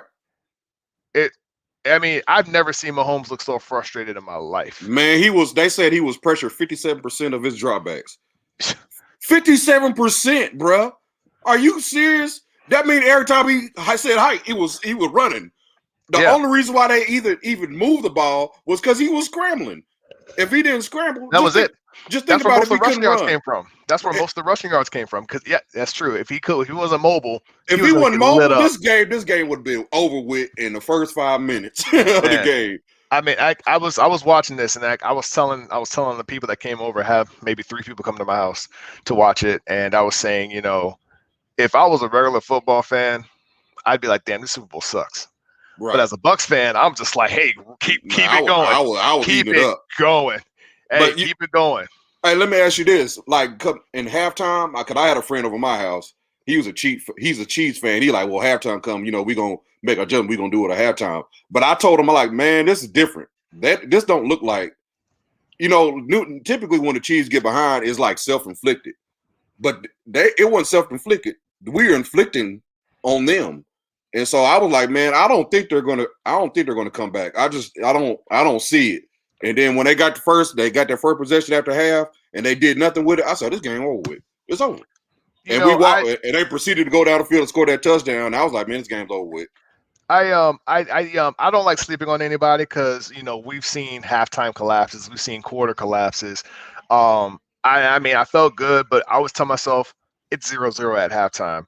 So I was like, they can make the adjustments that we haven't had to see yet. But then again, I'm like, they never played behind before. And at this point, they're playing catch up. Why are they not going to do what they normally do? But the thing with them is they can get the chunk plays, but when they got to the red zone, that one stat line appeared its head again where they can't do anything. Because you got to think, when you're in the red zone, you have less real estate. Right. And when your offense is based on those big chunk plays, you have so little to work with, and there's tight coverage everywhere. So unless Mahomes is going to jump in head first, a buddy of mine even said, Mahomes looks timid. Ever since his concussion and that turf toe, they say he looks timid. Yeah. Because, I don't know about you, but if I'm quarterbacking and I don't care if I already won the Super Bowl. If I'm in there again, I'm putting it all on the line. I Yeah. already got my contract coming from half a Yeah. billion. I'm going in, man. Yeah. So he did look timid. He could have just said, you know what, I'm just gonna do what I can with my arm, as you saw, because he was running around. He threw literally 90 degrees Right. Horizontal. downfield. Like he was literally horizontal, throwing it still. So he was still trying to make plays. My man, if he was healthy, he would have ran. You know, he would have ran for the end zone if he was 100%. Man, that boy threw the ball like he was Neo off the Matrix. He was. Yeah. They literally got a photo of him at a perfect degree. Like, yeah, man, that boy was. I mean, he was. I give it to him. He was balling, man. But the defense had him block. It had him clamp. It was Tampa Bay, baby. That's what it was. That's really what it was. I'm trading. We need to trademark that. I'll give it to y'all, man. I love y'all. y'all can trademark that. Tampa Bay. Because they got clamped, man. I'm telling you, man. It was like I was unbelievable. It was unbelievable to me. I was like, man, sooner or later they're gonna score a touchdown, but man, they barely could move the ball. That's really what surprised me. And I mean, I knew they'd move the ball, but like I said, I was like, they're gonna get in the end zone once. They're gonna get in the end zone at least once. Somebody's gonna get in there. And I'm gonna tell you what, bro. At the end of the game, when Antoine broke up the pass by Tyreek and chucked up the deuce to him, that I said, I'm getting his jersey right now. He's been a solid rookie. That's it for me. Hey, that penalty was worth it. Because when he came back to the sideline, he was getting high fives for that. Because everybody knew. At the end of the day, we were getting the ball back. It was under 4 minutes left, 3 minutes left. They weren't going to win at that point. No. So when they got the ball again, Devin White's pick just sealed it and called it, man. D. White pick, to me, that was the best moment because he got the pick. He just took off his helmet and everybody just rushed. Everybody and they went to that camera. Everybody got over there. Man, that was just crazy, man. That was an excellent moment, man. It remind me the same kind of moment when Brooks got that pick in the Super Bowl and ran it back for the touchdown. It was the same type of moment for me. Yeah, like a dagger. Yeah, it was just a dagger, like it's over with. Really Antoine made it. It was over with then, but then it was just like it emphatically was over when D. White got that pick. Oh yeah, so, sure. It was awesome, man. But man, it just I can't wait to talk on the next locker room talk when we talk about the offseason, what we're gonna do. So I know we don't. Yeah, I almost said that today, but then Isaiah was like, "No, let's hold up. We need to hold up. I agree. We need to hold up. Let's enjoy this moment. Let's enjoy this moment being champions and world champs, and just I say, we usually have Victory Monday. I was like, no, this is a victory off season because they're gonna call us the defending champs until somebody else does it or until we lose. So this is a different type of victory going into the new season. But Lee, thank you for coming again. I know you're a locker room regular, man. Appreciate the conversations we have. Looking forward to what we talk about more into the season. All right. And go Bucks, my man. Go Bucks, champions. Man. Tampa Bay, man. Trademark it. Tampa Bay. I love it. All right, man. I holler, man. All right, bro. All right, y'all. So this, as we discussed, I mean, again, I'm late, but let me know what y'all think. Was this a better defense than 2002? Do y'all really think? I know some of y'all are younger, but any of y'all older that watched the 2002 Super Bowl, would y'all consider this a better defense than that? And if so, what's a better nickname? Because I didn't realize that we had a nickname for our defense until after the Saints game where we went by the Gravediggers. But Lee definitely chimed in with Tampa Bay, which is good in my opinion, but Gravediggers it hit different to me. I did like how the young secondary did that. What up? There was a question by You Wish, and I wanted to get your intake on this. Oh, snap. Okay. I was trying to no, this was early. This is what you wasn't on. Oh, okay. And I wanted to bring it coming across your attention. I really couldn't answer that question all the way because I would actually leave that to the actual people that make the decision. He asked me, and that's when when I dropped off. He asked, would we consider Brady in the Ring of Honor after one season?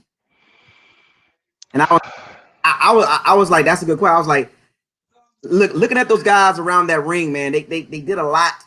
You know what I'm saying? Like they was here for. I mean, I don't know. Yeah, I never seen two guys get put in two Ring of Honors. Like, do you know any players that's in two Ring of Honors? No, honestly, bro. That's I my don't point. see.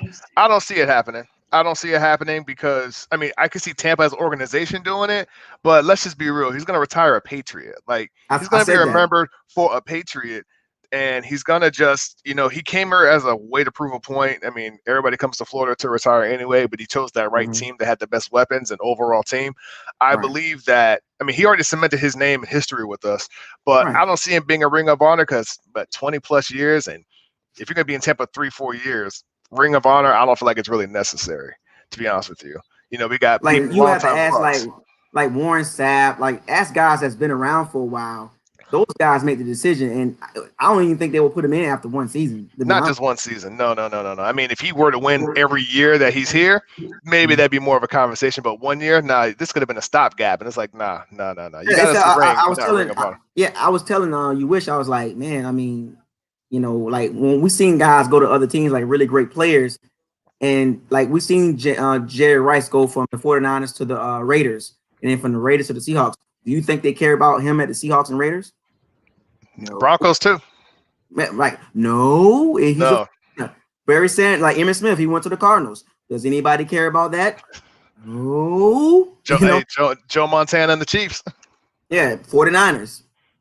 Anybody care about the Chiefs? No. Went to the Colts. And no.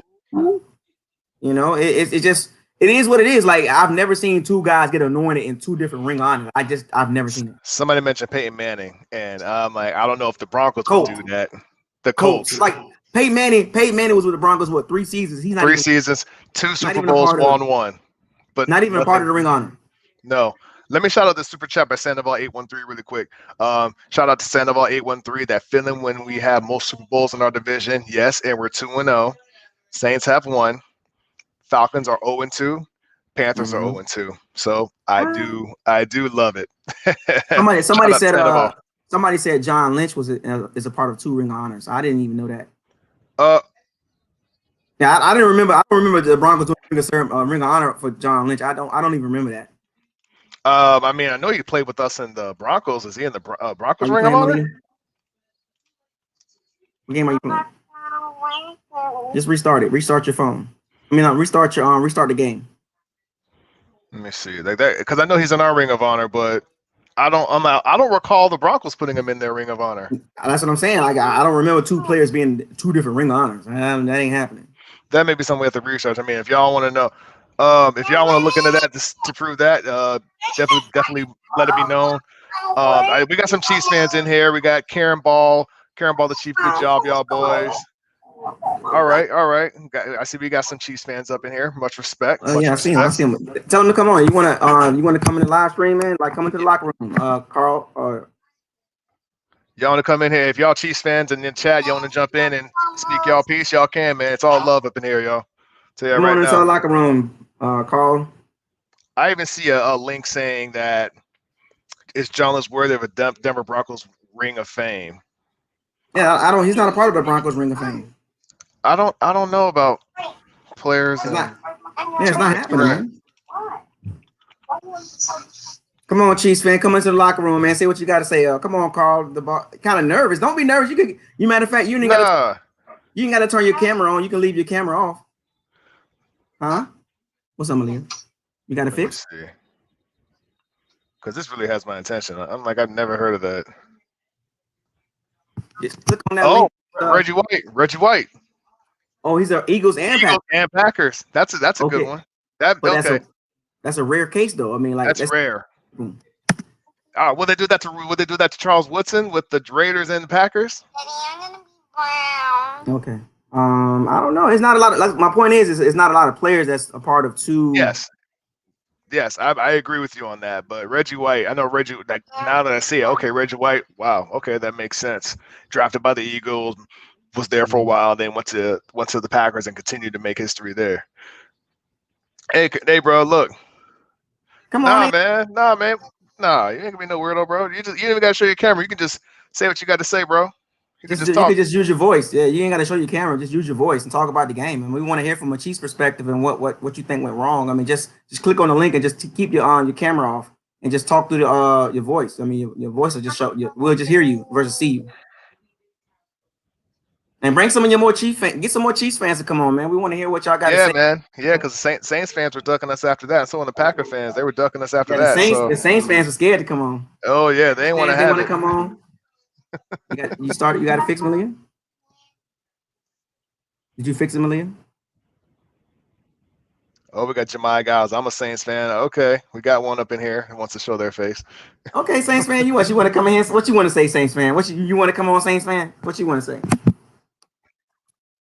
What you want to say? I've been seeing a lot of y'all. I've been seeing fans of y'all division rivalries, real salty, saying stuff behind the keyboard. So if y'all want to let your voice be heard, here's your opportunity. I'm already inside of Roblox. Okay, I'm about to join you. Come on. My body's really People keep. Oh man, don't worry about. Look, man, don't worry about what them people saying, man. I'm about to come and join you, Malia. Don't be scared. Don't worry about what they saying. Come on. Yeah, man. Yeah, man. Y'all good. You good over here, man. You we co-sign for you, man. You good. For real. But hey, I do want to say that, you know, I was going to this game with the Chiefs, you know, making it a game. So I understand that there should be more just as shocked as any football fan out there, like with that performance. Somebody asked who should have been the Super Bowl MVP, Brady or Gronk. Neither of them. It should have been somebody on the defense. I'm just saying that. I believe it should have been a defensive guy. I mean, White had 12 tackles, an interception. I know Winfield Jr. had a few pass breakups and a key interception. I think the defense as a whole. The defense as a whole. I wish you can give a unit, but I understand it's an individual award. It's a court. Yeah. And Brady had the best overall game. Gronk caught those two crucial. I mean, I think he caught 6 passes, but those 2 big touchdowns. So I get why Brady was given to Brady. But if you're thinking about it, when you shut down the number 1 offense from getting a touchdown, that says a lot about defense. So I feel like somebody could have gotten it. Somebody from Panther Buzz, FSU 22. Congrats on the COVID Super Bowl. Dream team bought in free agency was successful. Congrats. Hey, you can call it a COVID Super Bowl. It's a Super Bowl win for us, my man. Thank you for chiming in. I see you a Panthers fan. I'm not a fan of that. But hey, on my half of BucosLocker, go Noles. I know Isaiah tried to tell you it's a Gator thing, but hey, it's a house divided. Go Noles on my side. No, sir. Gator Nation. I have no ties as any Seminole players, former or current players. No ties. Let me make that clear. BucosLocker is a house divided. Yes. Devin White is a monster. Yes, he is, and it's only his 2nd year. Vita Vea, we're gonna have to pay this man. We're gonna have to pay this man because when this presence is there, it is felt. At Karen, hey, I love y'all too, but I'm a little nervous to even come in and talk for the first time. All right, we're not gonna pressure you no more, man. We're not gonna pressure you if you don't want to chime in. It's all good. It's all good. But thank you for jumping in the chat and saying your words and giving us love and respect. We appreciate it. And I will say this. Isaiah and I did talk about this. This whole media narrative towards Brady and Gronk is ridiculous. It is just absolutely ridiculous. I understand they were the big key makers on this offense and getting touchdowns, but this defense was people that's been around for a few years. Levante David, William Golston, Sue had a couple of years, Nunez Roaches, Shaq Barrett, JPP. Then we had Carlton Davis on the back end, Mike Edwards, Jamel Dean, Sean Murphy Bunting, Whitehead. But you know, like this defense as a whole needs recognition for it. Not just Brady. Yes, Brady protected the ball. His stats were good, but this defense kept the Chiefs out of the end zone. That's where respect needs to be given. Yes, sir. Go Noles. Noles basketball in good shape. They are. I just want football to come back. That's it. All right. Hey, Karen shouted you out. My boy Isaiah. Remember that guy that tried to protect that girl? Yeah, I did. I remember that. Simp. You see me, Malia? I'm talking to my daughter at the same time. No, you good. Hey, so the Saints fan is going to come in. All right, man. The link's in there, bro. Come on in. Come on now. Come on in. Let every voice and sing on earth and heavy in the ring. Come on in. Tell Come us on, how say you what you gotta feel. say. Tell us how you feel Tell us about how the you Super feel. Bowl. Tell y'all right now, I got my Super Bowl gear coming on the way this week. And if any of y'all stay in Denver, let me know. I'll be out there next week. Click on the link. To come in the locker room, click on the link. Sorry penalty. Where was it? Oh, sorry penalty should not have been called on Winfield. He deserved to do that. Tyreek Hill. I mean, it's taunting. It's a taunt. But you know what? It was a penalty that I was like, I'll take it. I'll take that penalty any day of the week. That was karma. But let me shout out this. I love Devin White's confidence. He speaks it and lets his play speak for him. He was our best draft pick. He definitely was on a big surge on his second year. He started slow, as any rookie would mostly do, but he definitely turned it around. When he said the game was getting slow for him, I knew he was going to turn it around. Tampa was the only team to really beat Panthers this season. 9 losses Panthers were right at the end. Missed field goal, missed throws, etc. Hey, I want to ask you something, Panthers buzz, FSU. Would you be okay if y'all got Deshaun Watson for Bridgewater? It's probably an obvious answer, but I figured I'd ask you since we got a Panthers fan up in here.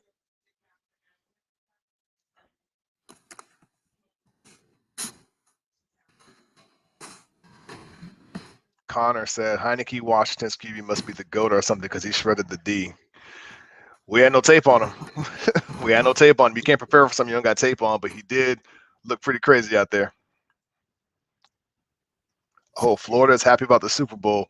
Only the west side of Florida, central west of Florida, is happy for the Super Bowl because you got people up north that are Gator and Jags fans, and down south saw Dolphin and about that letter that looks like a toilet bowl for the Hurricanes.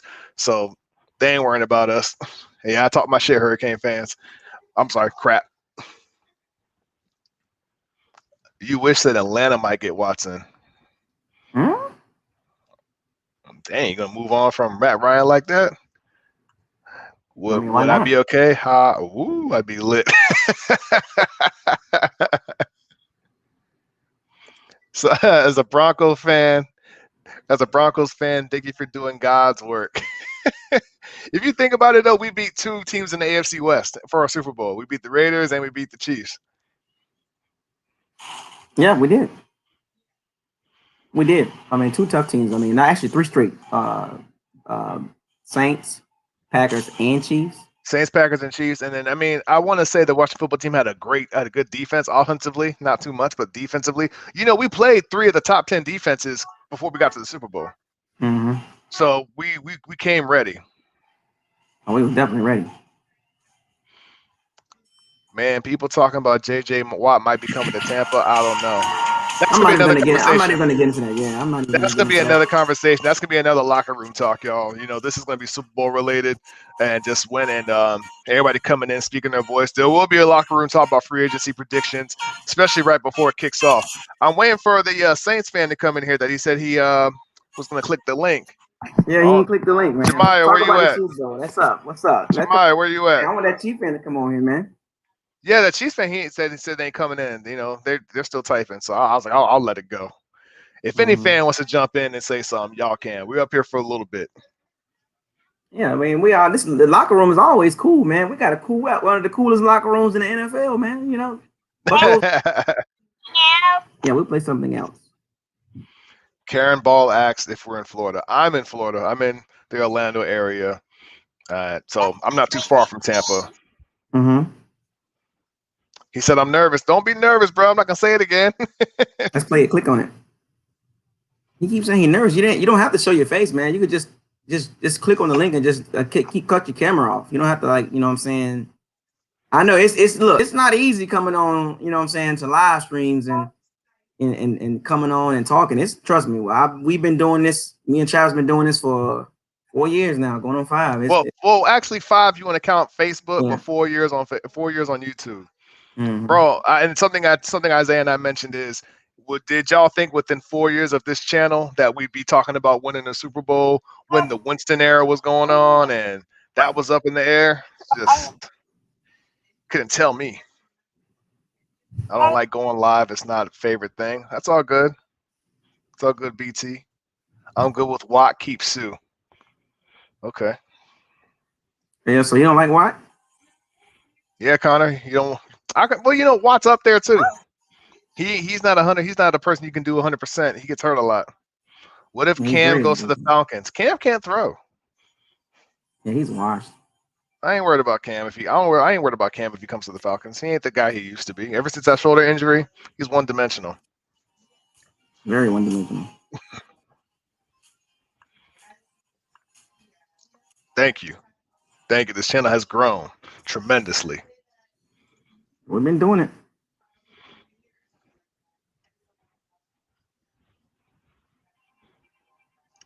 Can we talk about how history was made and how we'll always be remembered as the one and only team at this point to host a Super Bowl and win? Did anybody predict it be a Tampa Bay? Look, it was live. It was live in the city all weekend long, man. Oh man, I wish I could have been there. And it's hard. It's hard. Like even if, like, you know what I'm saying, like I just had to be here, man. Yeah, you from Tampa, so I believe it. I believe that's your hometown. You think Tom Brady's going back to the Patriots? He said he is not going back to play in the snow again. He's finishing off here in Florida. He'll retire a Patriot. That's a no-brainer. But I think he finished playing his playing career here in Tampa. There's no way he goes back to that with that situation, all that drama, all that mess. If you really think about it, whatever happened with that, a lot of that happened in the organization. It did look bad on him because he was the quarterback. And it started off ugly here, but he likes what he has here. He loves the weather. He loves the team. He loves the atmosphere. These guys are coming here to play and win. He does not want to play in the cold. Wait, did you hear what? Like somebody brought up. Skip Bayless predicted it. Sean Little. I can care less about him. I can care less about him. He called us the Buccaneers. Man, forget him. Yeah, he did. He did say that. I did listen to that today. He said he chose the Buccaneers of all teams. And I was like, all right, hold up, cuz let's chill out. Like we weren't. I don't claim people as Bucks fans that's really not Bucks fans. Like, you're only here because of, what I'm saying, like the true Bucks fans. We understand, the pain and the suffering. You're not a Bucks fan. You know what I'm saying? You just here because of Tom Brady. That's cool. But we don't consider you a Bucks fan. No, you got the jersey. That's great. That money's going to the player and the team, but right. But you will never be accepted as a Bucks fan because you don't care about the Bucks. I mean, he's really a Cowboys fan. Skip Bayless don't even care about the Bucks. You know what I'm saying? Like he's a Cowboys fan. Right. He's a Brady. He'll follow Brady. And like I said, I don't knock people for that. But you're not going to claim our team and you don't know our history. You know what I'm saying? Like, they don't do research on the Bucks. No. A lot of these people didn't do research on us except Bill Cowher. He was the one that was like, this Bucks team is going to pull it out because they're not the same team. Mm-hmm. Tom didn't win the game. The defense showed out. Defense wins championships. Absolutely. I'm with you on that, BT. Let's say Nick the Dolphin was on a 6 Super Bowl winning streak in predictions. I find this streak was broken yesterday night. Sometimes you can't rely on animals to make predictions. I mean, the hippo was right, but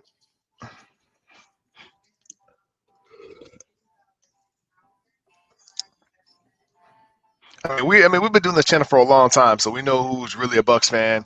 As longtime Bucks fans, we know who's really cheering for us. If you really look at it, you don't really see a lot of celebrity Bucks fans. Oh, we got somebody in the locker room. It's a Bucks fan. No surprise. Big Bucks. Come talk to us, man. Yes, Malia. What's up, y'all? How y'all doing? What up, man? How you enjoying your Victory Monday? Hey, I'm loving it, man. I'm up here in Atlanta, and I'm killing food. There you go. You go. First fan they want to say I'm a bandwagon fan. I said, nope.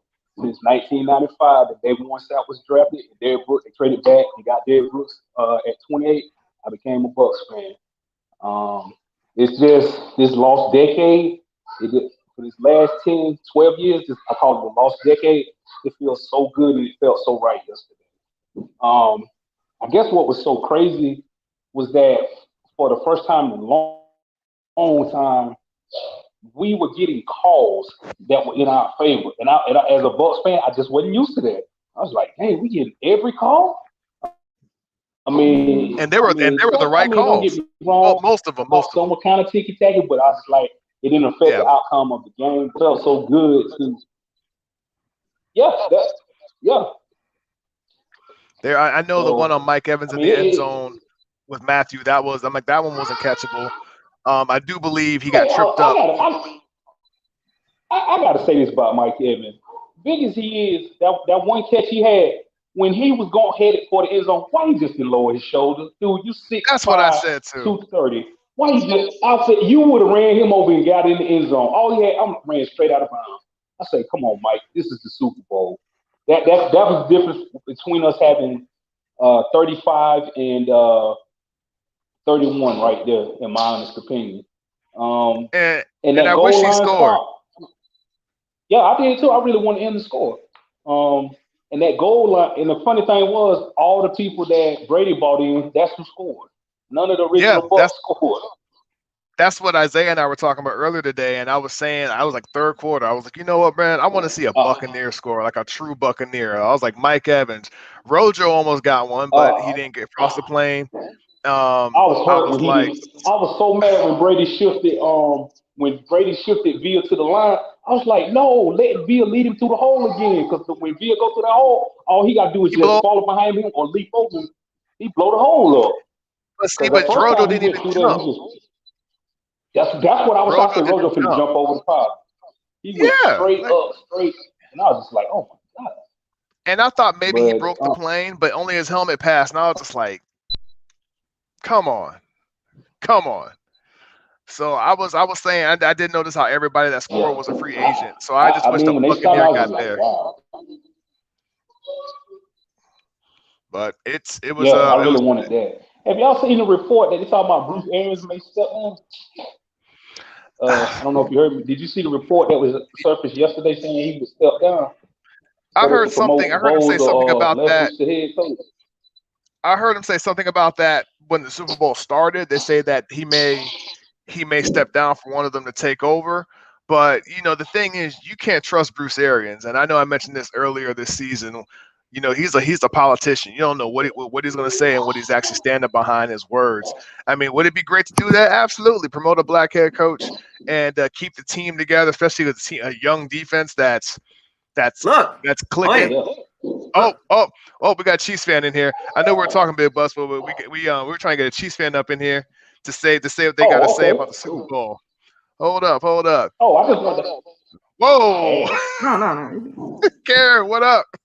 Oh man, this dude, man. You gonna get this video taken down. Come on, man. You can change the picture, man.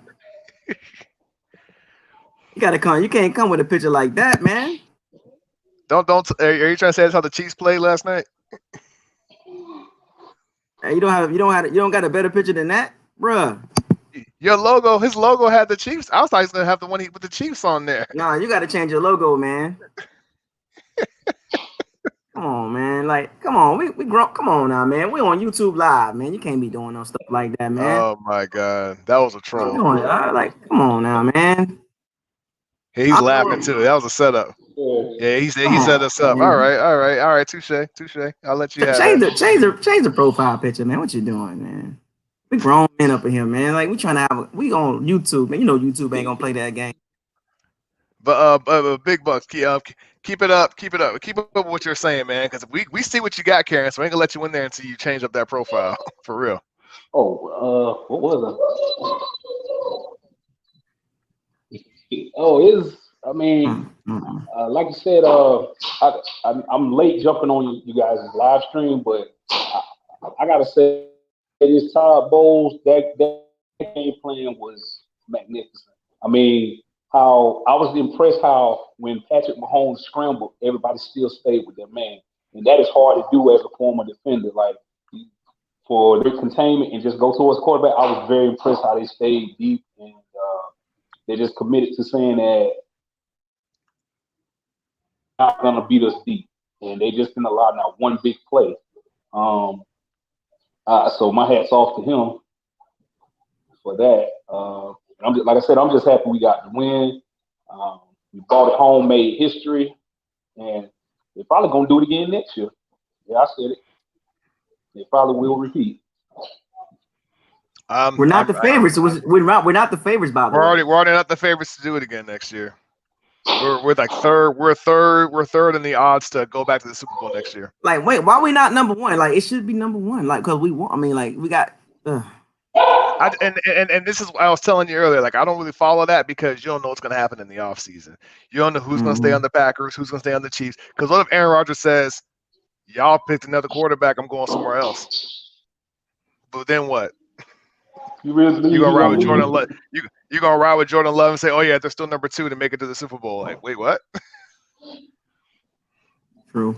So I think it's too soon, man. I think it's too soon. I think they just want to have people to talk about something already. That's all. No respect, bro. None at all. Zero respect. So I don't want to follow. I don't really like to follow too much of the media talk because a lot of it's just to get people discussing it, and it takes away what we've done as a team, what we've completed. So leading up to the Super Bowl, I didn't even watch media. Yeah, I didn't either. I didn't either until because I didn't want to hear Skip Bayless, and I love watching. I didn't want to hear the nonsense, man. I didn't want to hear it. Yeah, Skip Bayless insulted us, man. He calls us. I did not want Oh, go ahead. I'm sorry. He calls us the Succaneers. He says Brady and the Succaneers. Like what? Like he said when you're the greatest quarterback of all time, and there's 2 teams that want to pick you, you choose the Buccaneers, one of the team, the organization with the most losses in like NFL history. It's like you really got to go that far to talk about how big it was. Like he made it seem like we were the worst team last year when he came to us. I'm like, we weren't the worst team last year. Like you're looking at us as a whole. Like what are you trying to say? They didn't watch Tampa play last year. Like I hated that because they didn't watch Tampa last year. You fixed the kicker situation. You were 10-6 by yourself last year. That's why y'all clearly didn't watch Tampa last year. So I was just like, you know what? That's just kicking. That was just kicking. That was just kicking. Yeah. That was just kicking. Just fix your kicking. You 10-6. You was the final wild card spot. And then on top of that, he's obsessed with Michael Jordan, and he tried to say that Brady's in Jordan category. I was like, whoa, you cannot say that. Football is the ultimate team sport. I didn't see Brady play defense or make any special team plays. So I'll give Brady, he's the GOAT of quarterbacks, and I'll give him he has the best success of a pro career. I'll give him that. But to say Jordan category, no. But is he the greatest? Is he the greatest? Hold on. Is he the greatest athlete? No. I can't say athlete. No, hell no. Hey, don't judge me, but why Serena Williams is not listed as the greatest athlete of all time? Think about that. How many Grand Slams she won in tennis? Yeah, when I think of athlete, I think of the running, the jump. You know what I'm saying? Like athlete is not just. I can't say a football player is the greatest athlete because that's the ultimate team game. So even though the quarterback gets all the credit, that's the ultimate team game. So I can't say a football player is the greatest athlete of all time.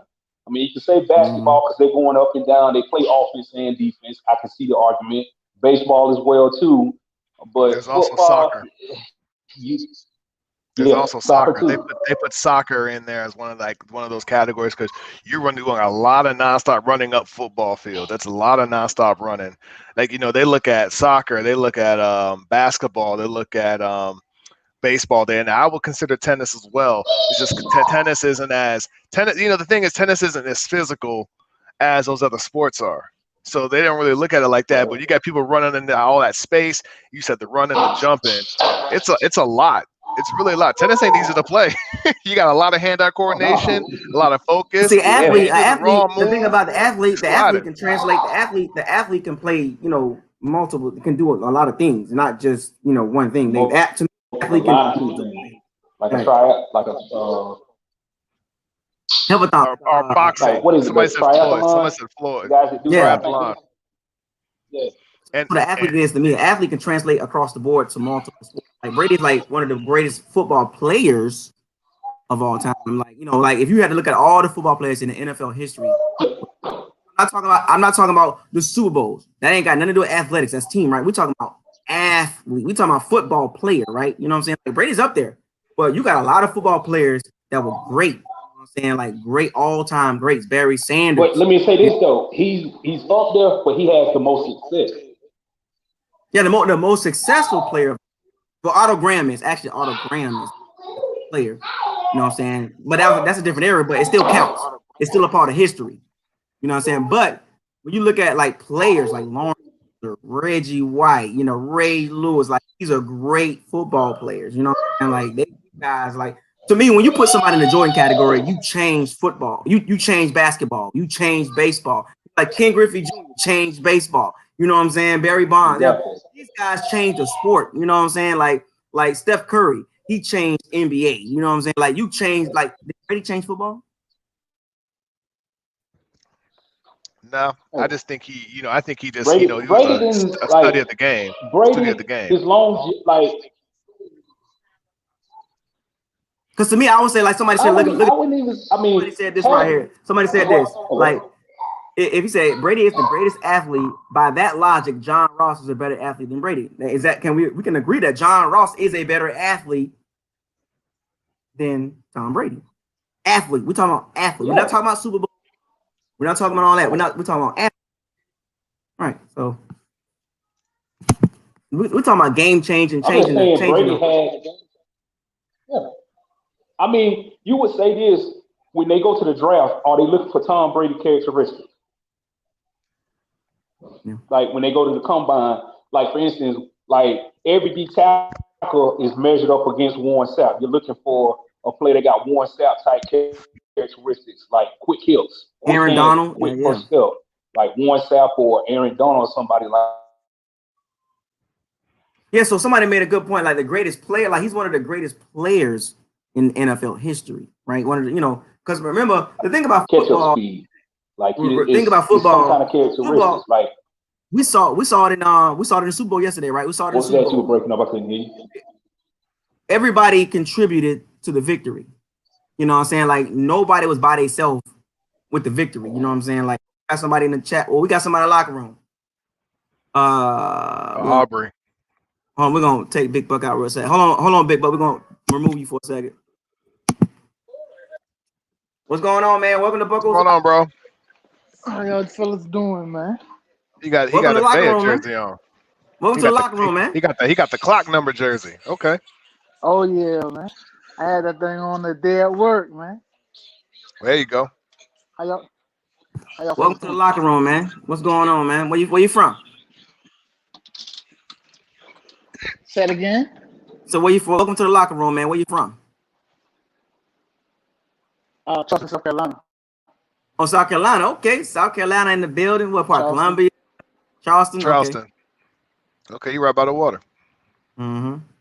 So what you got for us, man? What you got for us tonight? I'm breaking up. I can't hear you, boy. No, we hear you. No, we hear you pretty good. We were just saying, welcome to the locker room, and what you got for us, man? And look, he broke up. I can't even hear y'all, boy, bro. Are you in a location that you got a signal or? Yeah, we lost him now. Mm-hmm. Yeah, he couldn't hear us, and he was chopping up a little bit. Mm-hmm. But yeah, so there it's we saw it yesterday. We got another old people starting to come in the locker room. Yes, sir. I've never seen this name before. Here we go. Corey Richardson, state where you're from and what you got for us, man. I usually put in there Corey from Nashville. That's all he's like. All right, Nashville. Okay. This was Buddy. This was Buddy that was saying Washington football team. I remember this because he was saying we got to watch out for them and not. Okay, I remember him. Right. Yo, this is it's still kind of surreal. Isaiah, I emailed you too yesterday, man. I was in Tampa. I was trying to finally catch you, but Tampa. Oh man. I was there, man. I was there. It's still kind of surreal, man. There's some things I have to really. This is why in professional sports, we have to continue to modernize consistency, not just from the players, but the front office as well. Because let's be honest, Jason Light had to grow into the GM that he is today. And it's cool because I was calling for his head, but it's cool when you think back and look at it that we stuck with some of the things because he made some mistakes early, draft picks, signing off of them ugly ass jerseys. It's just free agency with like Alteron Burner. Yeah, you can't erase that either. You can't erase that. You can't give him a pass on that. Yeah, we got a Super Bowl, but it's still in your history. You know what I'm saying? No, it's still in it. But no, what I'm saying is, by allowing him to stay there, I think he was able to learn from some of his mistakes. You know what I'm saying? Oh, so I never heard anybody speak on that about Jason. Yeah, he's saying he grew as a GM. That's what he was saying. He grew as a like his first 3 years. To me, if it wasn't for Mike Evans, I would have been like, man, this dude is missing on every first. And most GMs don't last that long. Most GMs don't. That's what exactly. And this is a picturesque reason on why they should last longer. They have you can't just fire them after 3 seasons when they're still trying to build a roster. Even sometimes you gotta go through the mistakes. And I'm not even talking about the Brady. I'm not talking about this past offseason with picking up Brady, Gronk, and all that. I'm talking about, dude, our defense is young as hell and extremely talented. Not like years past. You know what I mean? Well, he put a lot of draft capital in the offense. You know what I'm saying? Like he missed on some really important picks. So his last couple of years has been, secondary. Since 2018, his draft picks have been hitting because that's when we got in 2018 we got Vea, got Rojo, right? MJ Stewart, Carlton Davis, Alex Kappa. So I mean, majority of those names there. Jordan Whitehead as well, and I loved Watson, and then Jack Sitchie. So that one right there has a lot of big names. I love the Carlton Davis pick when it happened. I watched him enough at Auburn. When it happened, I love that pick. But the ability to build now we see what we have built, right? I'm tired of arguing with Bucs fans about last year. They don't make any sense. They just like asinine. They just want to hate. They want to hate Jameis so much they spin media who never watched the Bucs game. They spin their narrative. And it's really annoying because they don't let you enjoy anything. It's so funny. That's what you and I were talking about this afternoon, Isaiah. That's so funny, man. They don't let you enjoy anything. They really try to compare this roster to last year's roster. Not the same. I could just say 2 names and kill that. Antoine Winfield and Tristan Wirfs. I could kill it. And I could kill any argument you want to make with me. Tristan Wirfs. The 2020 team, the 2020 Bucs is so much better than the 2019. Like so all the way down across the board, uniforms, all the way down so much better. You know what I'm saying? Like much better. Ryan Sucker, bro. I think he missed 2 kicks all season, and it was Atlanta. Was it Atlanta? Was it? He missed one of those. He missed another kick earlier in the season, or extra point, but he much better than what we've had. What, 3 kicks? 3 kicks? I think 3 total. Come on, bro. It wasn't game costing though. It didn't cost us little games. No, it wasn't a costly thing. No way. Exactly. It didn't cost us any game. We had a real NFL kicker. Tristan Wirfs had 800 pass snaps and 1 sack against Khalil Mack. So can you even really compare him to DeMar Dotson? Compare him to DeMar Dotson. We added that young man. I don't know how he failed us, but we added that young man because a lot of left tackles were taken. A lot of left tackles. They all good. They all good. Especially the one that went to Cleveland. But Wirfs was what we needed, bro. Big Ten. He was one of the best. I'm sorry to cut you off, but he was the best strength and weightlifting guy. He was like that when he. I remember when they took the dude from Alabama. I was like, oh God, we're gonna miss Tristan Wirfs. Right. I was panicking, and then Mekhi Becton went, and I'm like, okay, we're almost there. Yeah. We're almost there. And then what did Jason Light do? What did he do? Make trade? Moved up, bro. He moved up 1 pick to get him. Like that's come on, dude. You gotta do that. You gotta be aggressive in the draft. You can't just sit and hope people fall to you. what was crazy, and another thing you say about last year, all of our touchdowns yesterday, none of those players were on our team last year. You know what I'm saying? None of them. None of None them. of them. None Not of them. one. None Rojo of almost got it. Rojo almost got it. And I said if he had just jumped, that would have been a I different peeped story. that. I Me really and Travis thought. talked about that. We I talked really about thought. that. I I peeped really that thought too. they was gonna hand it off And to then Vita. To be honest, Lee, I did too. I was like, why not give I it to thought they was gonna Villa? put him in the fullback dive, man. And I thought then they was Lee gonna. came in, and Lee made a great point. Mike Evans had one catch, and One you would think, and you would have thought catch. that one big catch in the red zone, he would have fought his way in, but he ran out of bounds because he literally like threw his shoulder and then Right. ran. I'm like, Right. Mike usually fights for that end zone. Right. He just ran off, and I'm like, you don't want to He get the had one touchdown catch. at your home. Chris One catch. Godwin had 2 catches. Dude, Think about that. that was Think about our that. team last year. That was our offense last year. Chris Godwin and Mike Evans. That was because we didn't run the ball well at all. I told people this. I said, look, whether y'all want to believe it or not, it is not the no risk it, no biscuit offense. Last, 2019 is not the same offense. Not It even is close. not. It's not even. They had to change it. They had to change. Evans had It took all 17 weeks to one catch. One catch. Chris Godwin had 2. Let that sink in. That's not no risk it, no biscuit. That is not risk it, no biscuit. It took, but you got, look at Mike Evans. Look at Mike Evans. It took the entire regular season to get his 1,000 yards. Barely. He missed the last 3 games last year, and he had over 1,000. He had over 1,300. Yeah, and that lets you know. That lets you know what kind of system, which is fine. That's fine. Yeah. But us as Buck fans and even football fans, we knew Tom Brady wasn't going to come in here and we knew that. Successfully do what we had to do last year. No, couldn't do it. No way. That's why we were like this at the beginning of the year, because we were trying to make him do that. We weren't running the ball. They changed it. We played a game where we ran the ball 4 times. Now 5 times. Game against the 5 times. And we got demolished. Take to what we did in this playoff run. Playoff Lenny, as they say. I be telling people, man. 1-2 punch. I be telling people, I like, look, man, you can't run that system is not a Super Bowl winning system. Right.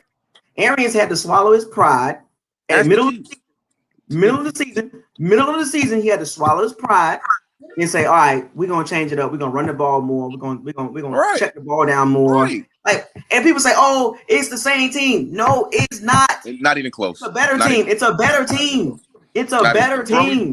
We blew an 18-point lead to Daniel Jones, and we see how inept he is, right? And we blew an 18-point second half lead. And you're gonna tell me that's Vernon Hargraves. But anyway, let me ask y'all this. I'll let y'all go. How do y'all feel about these upcoming free agents? That's another top. That's another day.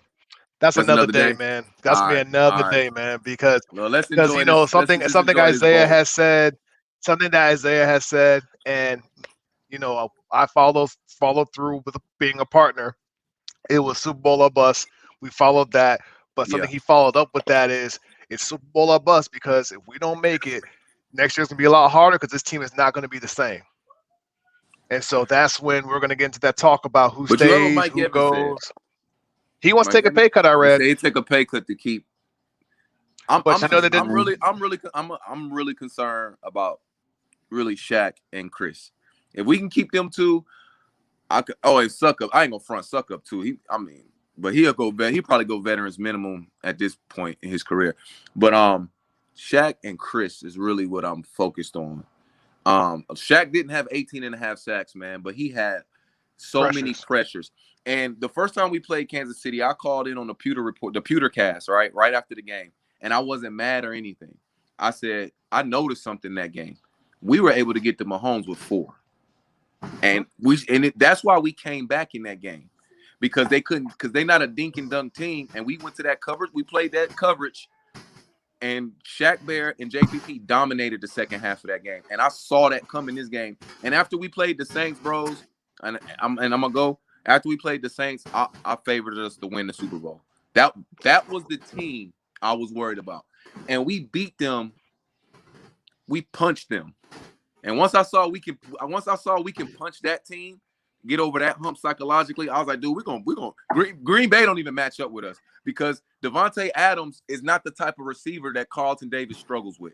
This Carlton Davis, like this this Todd Bowles and put his hand in there on Carlton Davis and those DB coaches and that diverse coaching staff we had. They put that on them. And he don't compare. Wait, hold on. I'm gonna stop you right there. And people, and I hate them. I hate to beat a dead horse because we're talking about Todd Bowles, right? Mike Smith, Mark Duffner, Todd Bowles. People overlook that. Right. Mike Smith. I don't believe in sacks. Not that I hated Mike Smith, though. I hated every minute of that. I hated every. Bro, did you see how he let? And to me, this is how you could tell a good coach, right? So you get a coach. You get a coach. I don't know if y'all watched when we did play Green Bay, we played a lot of cover 4 coverage, right? Did you see the inability for Mike Smith to teach cover 4 defense? Because you saw what Trubisky did to us. Because cover 4 is a difficult defense because it's a matching defense. So it takes communication and film study. What was he not doing that Todd Bowles did? Horrible staff. Dude, because what they did against Green Bay when they had to switch off and play their cover 4's coverage, what they were doing, switching and still coming out, attacking the ball, man, that's coaching, bro.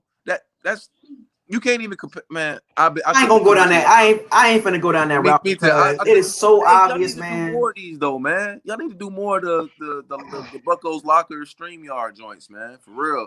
But I'm gonna let y'all go because I know y'all got other people trying to get in. Okay, man. Appreciate you coming on, man. Yes, sir. Appreciate you coming in, Corey. You went back home already? No, I'm still in Tampa. Yeah, I'm gonna catch up to you. I'm gonna catch up to you one of these days, bro.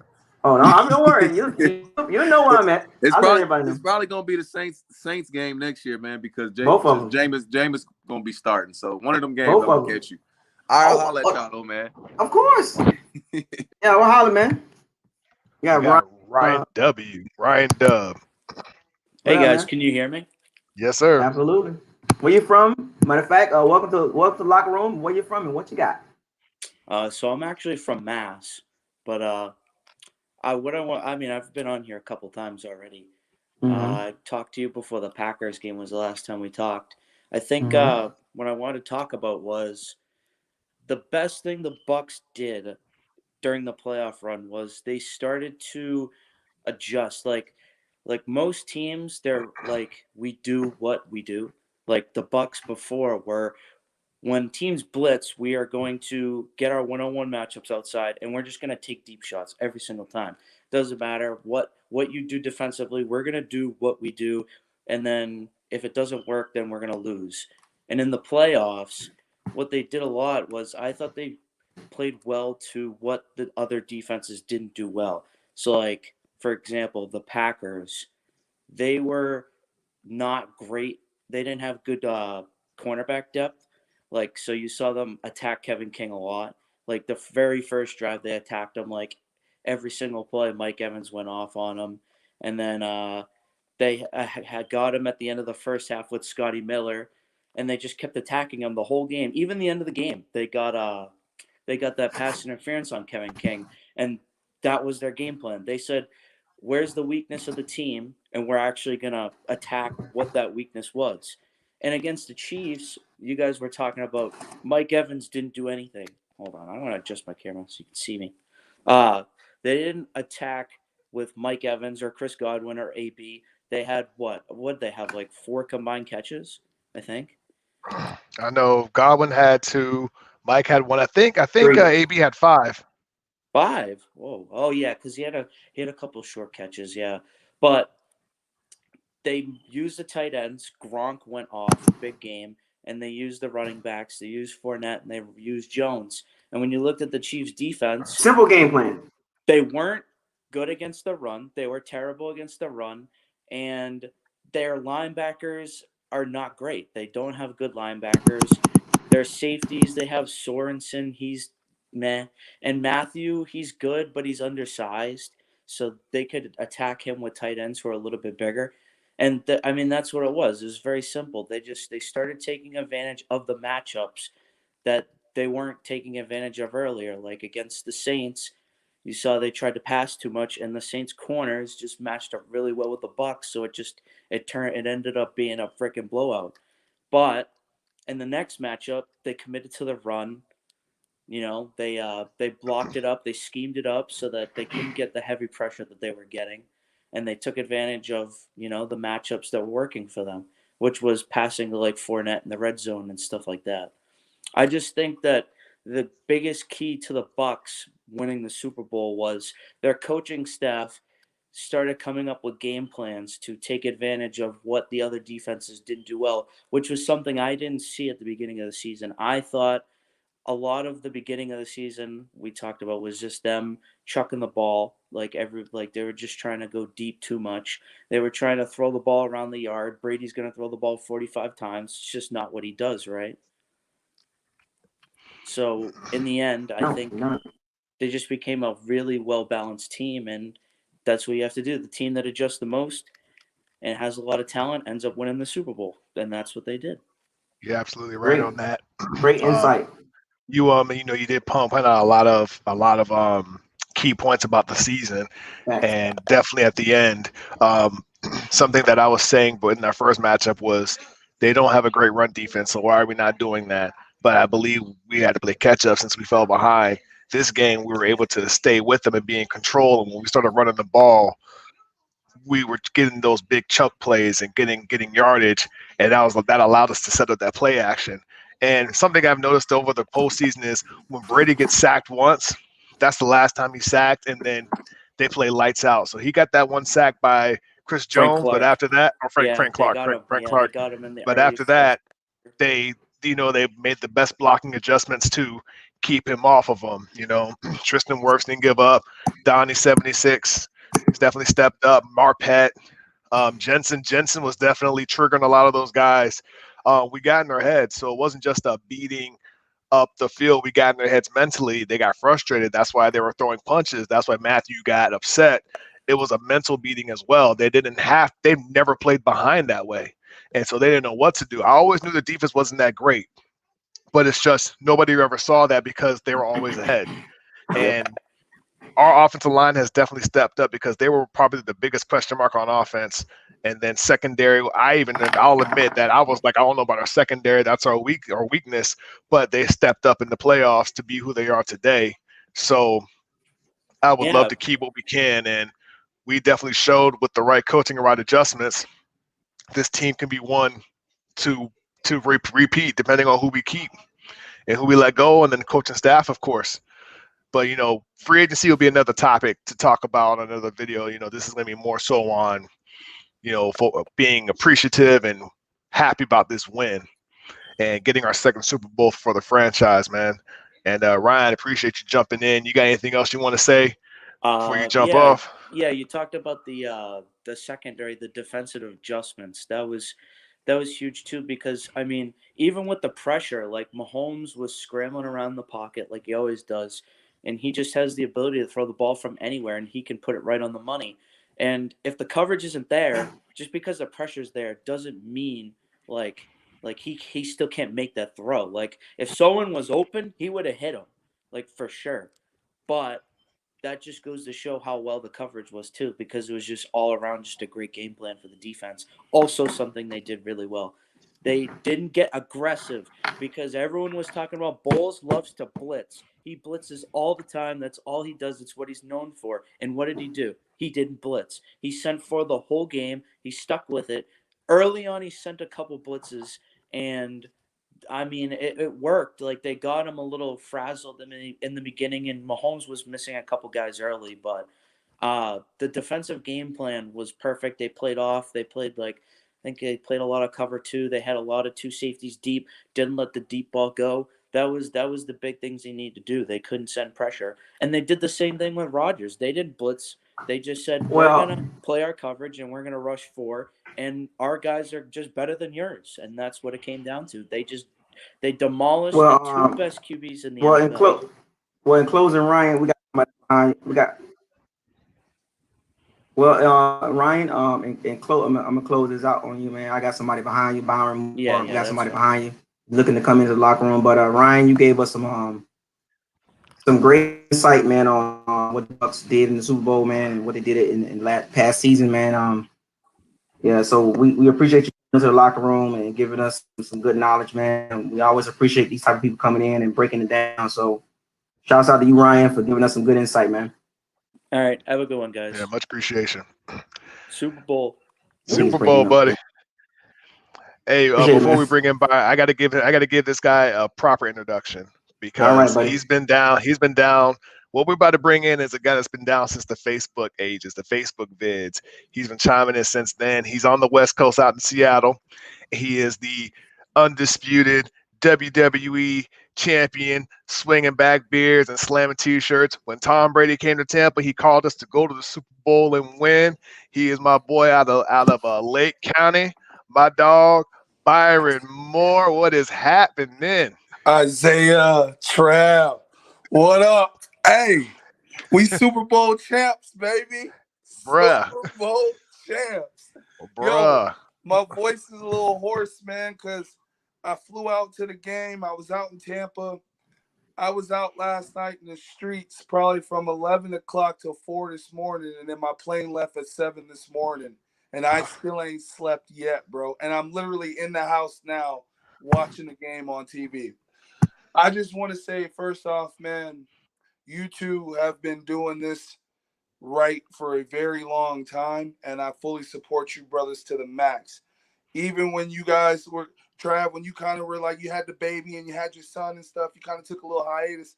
Isaiah, man, you held it down for the locker, bro, like no other. And I always look forward to watching you get on live and talk your talk, man. So I'm thankful that both of you brothers are healthy and you guys are doing your thing. Secondly, bro, I'm going to be 100% real with y'all. I got 2 MVPs of this game. One of them didn't even put pads on, and his name is Todd Bowles. That is one. Because the fact that they switched coverage this game around and said, we're going to keep that safety over the top on Hill, and we're going to keep Levante in the safety near Kelsey. And after that, make Harmon and make everybody else beat us. But they didn't have a chance for that. And I'm going to tell you the biggest slept-on MVP of this game.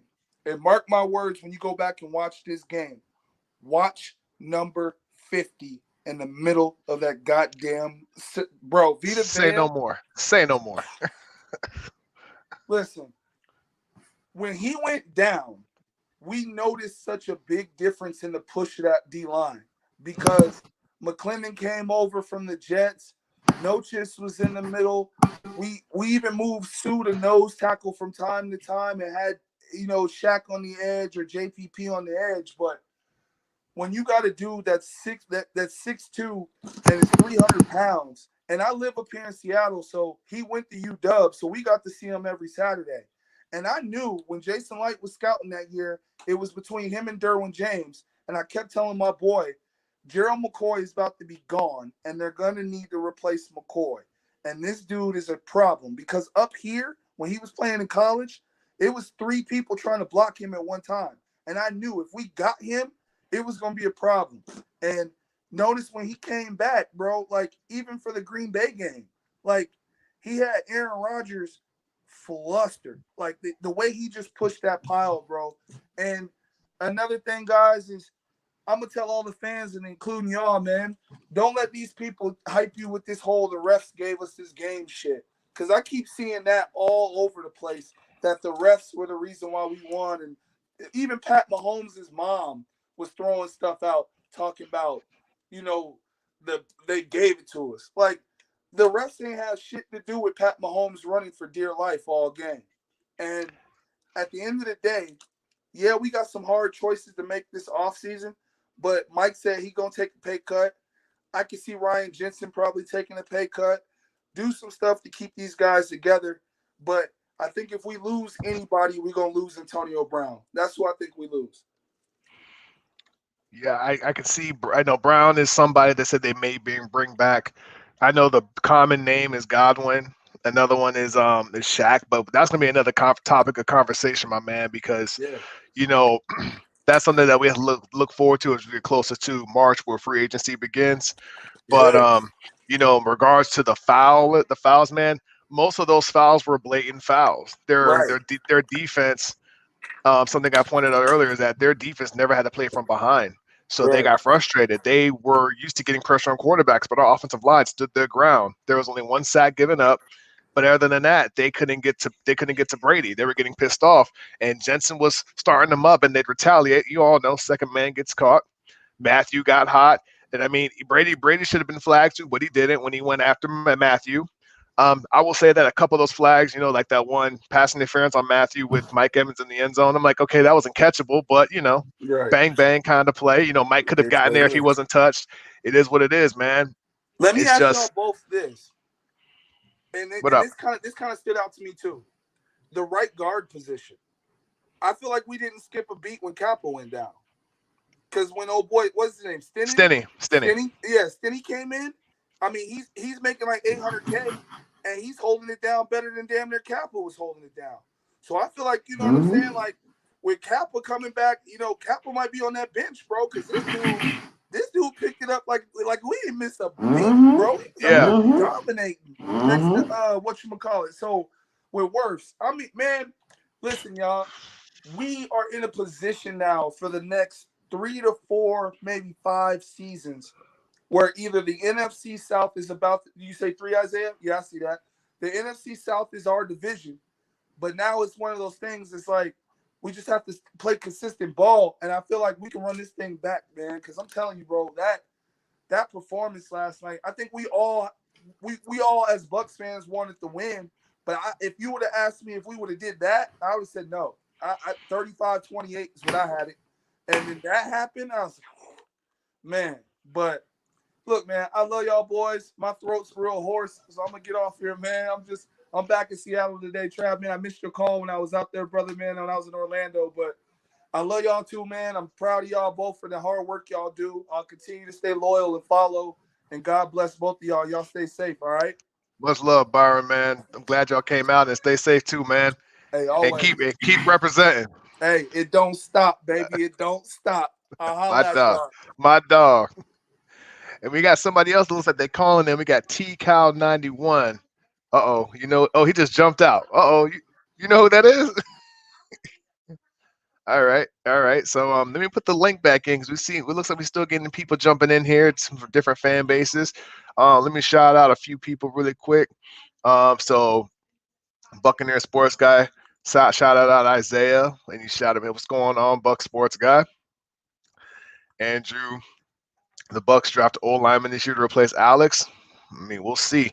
Ken Cook, absolutely. We're enjoying this until the season starts because at the end of the day, we're the defending Super Bowl champions. So we're going to keep enjoying this thing. All right, Isaiah, you back.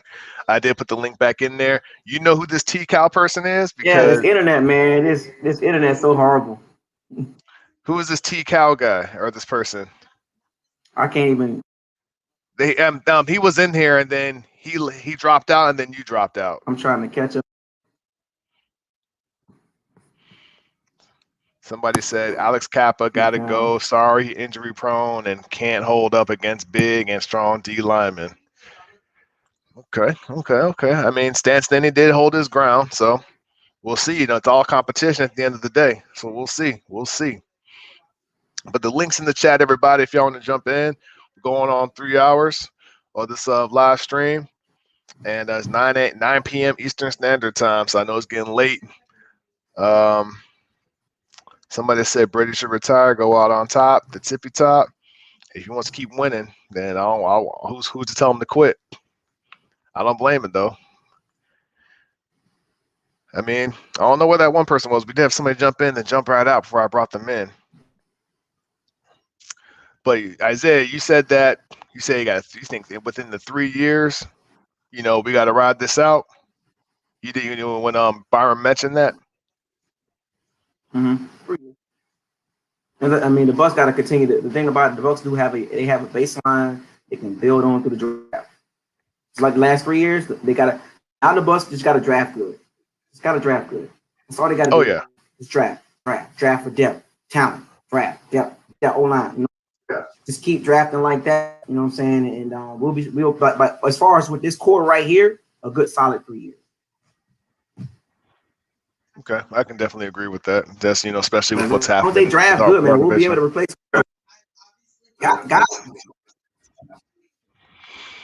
guys gonna come and go. You know what I'm saying? Guys will be here for 4 or 5 years, and they'll get their contract. We can't keep everybody. It's hard to keep everybody. You know what I'm saying? Absolutely, but you got to keep Bucs those fans, core. we just gotta those hopefully, core guys. Just get those. Somebody pointed this Yeah, I out. mean, like New England has lost people. Green Bay's lost people. Ravens has lost people.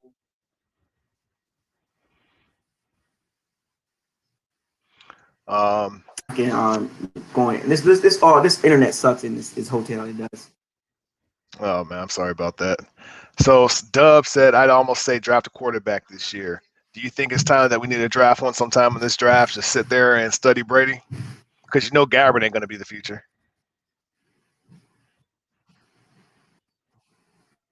Can you hear me? I don't think Isaiah can hear me, y'all. But hey, if y'all in the chat, Draft 3. Quarterback. What round? Third round?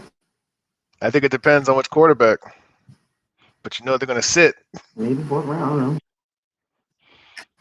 I mean, I did see some people say we should get Trask, but I don't know.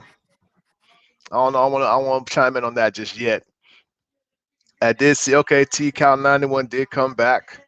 So T Cal 91, when you come in here, welcome. Well, first of all, welcome to the locker room. What's up, man?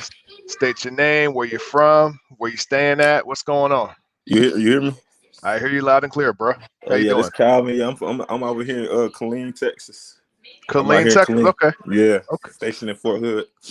Okay, what's up, man? Salute. Appreciate it. Yeah, what you got for us? What you got for the locker room, my man? Yeah, it felt like this year was destiny, man. The way it all played out, it seemed like it was destiny. Because like, if you really just look at how the season unfolded, we had our bye week late in the year, and we was a new team assembled with a new quarterback. We had a bye week 13, which is the latest possible bye week you can have. Yes. So the team was basically we were basically playing 13 straight weeks, brand new team. Haven't really got a chance to kind of even regroup, and we had to play the likes of the Chiefs, the Rams, the Saints, a gauntlet of teams. And this is a brand new team trying to get assembled. You know what I'm saying? So I feel like the way it worked out was perfect because we were able to kind of be battle tested. Yeah, we had a rough patch or whatever, but after week 13, I honestly feel like, and this is no disrespect to the 4 teams we played at the end of the season, but that kind of served as like a preseason. It kind of served as a preseason for us. But, you know, obviously it wasn't the preseason. We had to win every single game. But that four game stretch was basically like pretty much the most important part of our schedule. Because that's where we found out who we were. That's how we found out our identity. Then at that point, you know, we playing with house money. That's a dangerous team once you figure out who you are. Absolutely, I do agree with that. Yeah. I did listen to Undisputed today because I just wanted to hear what Skip and Shannon had to say to each other. I'm not really a big fan of Skip Bayless because you know he's a Cowboys fan, but he's also a Brady fan. And the reason why I'm bringing this up is because you mentioned the turnaround. He says that he mentioned that he believed the turnaround for the Bucs happened the second Tyreek Hill did that backflip in the end zone. Yeah, because he honestly said right after that, we were on the comeback to winning, and he believes that if the defense got the ball back one more time for Brady could have come back and won the game for us. Exactly. Yeah. So he pointed out that moment that was the turnaround. That was the turning point. Yeah, because like from that moment, I think we outscored the Chiefs like 24-10 the rest of the game, and then from there on, I want to say I saw the stat earlier today. It was like we outscored our opponents like 263 to like 150. So like we almost doubled up our opponent, and we went 8-0. So from that moment on, we outscored our opponents almost double. We were undefeated, and I mean, nobody can really say like, oh, we had a cupcake schedule. We went through Rodgers, we went through Breeze, we went through twice Mahomes. I mean, we went through one of the best defenses in the league and the Washington football team. So I mean, we also went through the Rams. I mean, if you want to look at regular season, we went through the Rams. They had a great defense. We had a great defense, and we were right there. You know, we didn't win, but we were right there. Yeah, we our biggest loss was, of course, the primetime Saints game, but those other games were losses within 7 or 5 points. But we played against, and you mentioned this, the top 10 overall defenses in the playoffs, and then you add in 3 great quarterbacks, 2 that are older, and then 1 that's up and coming. Yeah, you can't take anything away from this team. I tweeted this out. You know how they do America's game after every season for the Super Bowl team. I said, yo, this 2020 Americans game is going to be the littest episode ever Yeah. because no preseason, Yeah, this pandemic. is gonna be and a camera crew followed Brady around for the whole season. So in Oh a yeah, few years, that's gonna be crazy. That's gonna be crazy to see how the behind the scenes of all that, because we were up against a stacked deck. Yeah, we had a good team, but I mean, we had every excuse in the world to just be like, you know what, this is year one. Maybe we'll try again next year. We'll go get them next year. We had every yeah, for excuse. real. We had every reason, but Brady And kept it all together, and I don't want to give Brady all the credit because I feel like that defense really they grew up. They grew up at the end of the season. Yes, They at grew the up. best time, and they started gelling at the best time, and They started. it was especially the secondary, because the secondary is my biggest question mark all season. I was like, this secondary makes me nervous, but Yeah, they they definitely make got me it nervous. together. Yeah, and then I was also talking about I was talking to some of the guys today, and I was saying I don't know. I'm not trying to be a prisoner of the moment or anything, but what the defense did last night, that was more impressive to me than what the 0-2 Bucks did versus the Raiders. I don't know if I'm being a prisoner of them, just by degree of difficulty, just by who they were up against. Like, they were up against one of the, Patrick Mahomes hasn't had a bad game since 2016 when he was at Texas Tech. He has not played a game that bad. Just the degree of difficulty that we were up against and what they were able to do. They held the team like that to 9 points. Like, I don't know. That caught me. Like, if somebody told me, hey, so the Bucks they're gonna stop getting a touchdown, I'd be like, you tripping? They're gonna get a touchdown at least once or twice. At least once. Any other quarterback not named Patrick Mahomes last night might have been sacked 9 or 10 times. They might have been sacked 9 or 10 times and probably threw 2 or 3 more picks. So yeah, more similar to that Raiders game. Yeah, it would have been way more similar to that Raiders game. So that was very impressive. That was pretty much more impressive than that 0-2 Bucks game, and that's saying a lot. And I'm not trying to be a prisoner of the moment because I watched both games, but that was extremely impressive. 9 points. Absolutely, yeah. Because that 0-2 team, we got those pick sixes, but they got a touchdown eventually. This one, we got less picks, but we dominated on offense, but dominated even more so on defense because we stepped up at the right time. Exactly, and it was from start to finish. Yeah, he had it ended up winded up with like 270 yards, but garbage. It was mostly empty calories at the end of the game. Yeah, and stuff like that. Garbage yards. Garbage yards. You don't want to worry about that. That's fantasy talk. Yeah, but this kind of got me thinking now. Like, we still got Brady around for another year, maybe possibly 2. We might be able to start a little, I ain't gonna say dynasty or anything like that, but we might be able to just have a little era right here of just good football where we're in contention for the next 2-3 years or so. If that's we can continually, I'm sorry, I didn't mean to cut you off. Go ahead. Yeah, I said if we can continue to just kind of like reload and keep the young nucleus of defense that we have, and just kind of reload and keep signing those like Leonard Fournette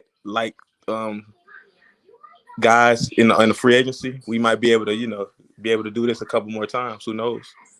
Yeah, I'm gonna close this with this. We definitely have the core positions to repeat. There's going to be another locker room talk as we get closer to free agency, in which we're going to predict who stays, who goes, what it will do to benefit the team. With free agency coming up in March, because at the end of the day, people are going to want to go get paid elsewhere. They got their ring. Some are going to retire. So this team is going to look different next year. And for sure. That's gonna be another topic, man. But we will keep those cornerstones to repeat and be back in the playoffs while we got Brady for these next 2 possibly 3 years. That's all you can ask for is just a chance. If we can get in the playoffs, anything can happen, as we just saw this year. So you know what I'm saying? Absolutely, that's all you can ask for. So yeah, absolutely. But hey, I appreciate you calling in, T-Cal, and letting your voice be heard. We do got some people behind you in the chat room. But salute to you again for jumping in all the way from Killeen, Texas, and you enjoy this Victory Monday and the rest of the year until the season starts, and they say we're not champs anymore. All right, my brother. All right, man. You stay safe and be good out there. All right. All right. Peace, man. Peace. All right. So we got another member in the chat room, Sean L. Sean L. Welcome to the locker room. What's going on, my man? Oh, what up?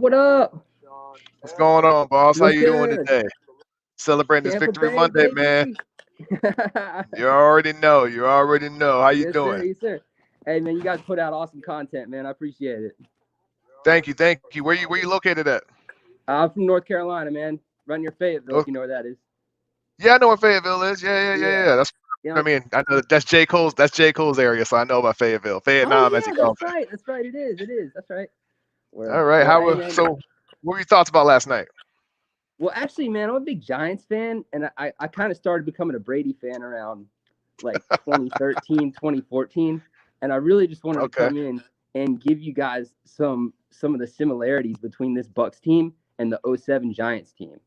And they're actually, I mean, it's actually pretty crazy. These similarities are like uncanny almost. So this was in 2007. That was the last time the Bucs were in the playoffs. The Giants were a wild card team that year. Y'all beat us at home. We beat you guys in Tampa Bay the first game, right? And then we went to Dallas after that for the divisional round, and Dallas had swept the Giants that year. They beat them twice, just like the Saints beat Tampa Bay twice this year. We went into Dallas and beat Dallas, and then went up to Lambeau Field and beat the Packers in overtime for the NFC Championship to go to the Super Bowl and beat the undefeated Patriots in a game. I mean, this was this game was a blowout. That game was close, but and Tom Brady was even in that game. So it's like those similarities are. I mean, they were the number one offense too.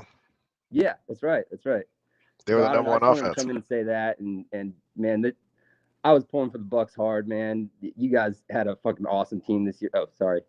You good? Can I curse on this? We want to limit it. We want to limit it because kids watch it sometimes. We want to limit it. I'll keep it PG. Cool. Much respect. But no, I just wanted to give you guys props, man, and say congratulations.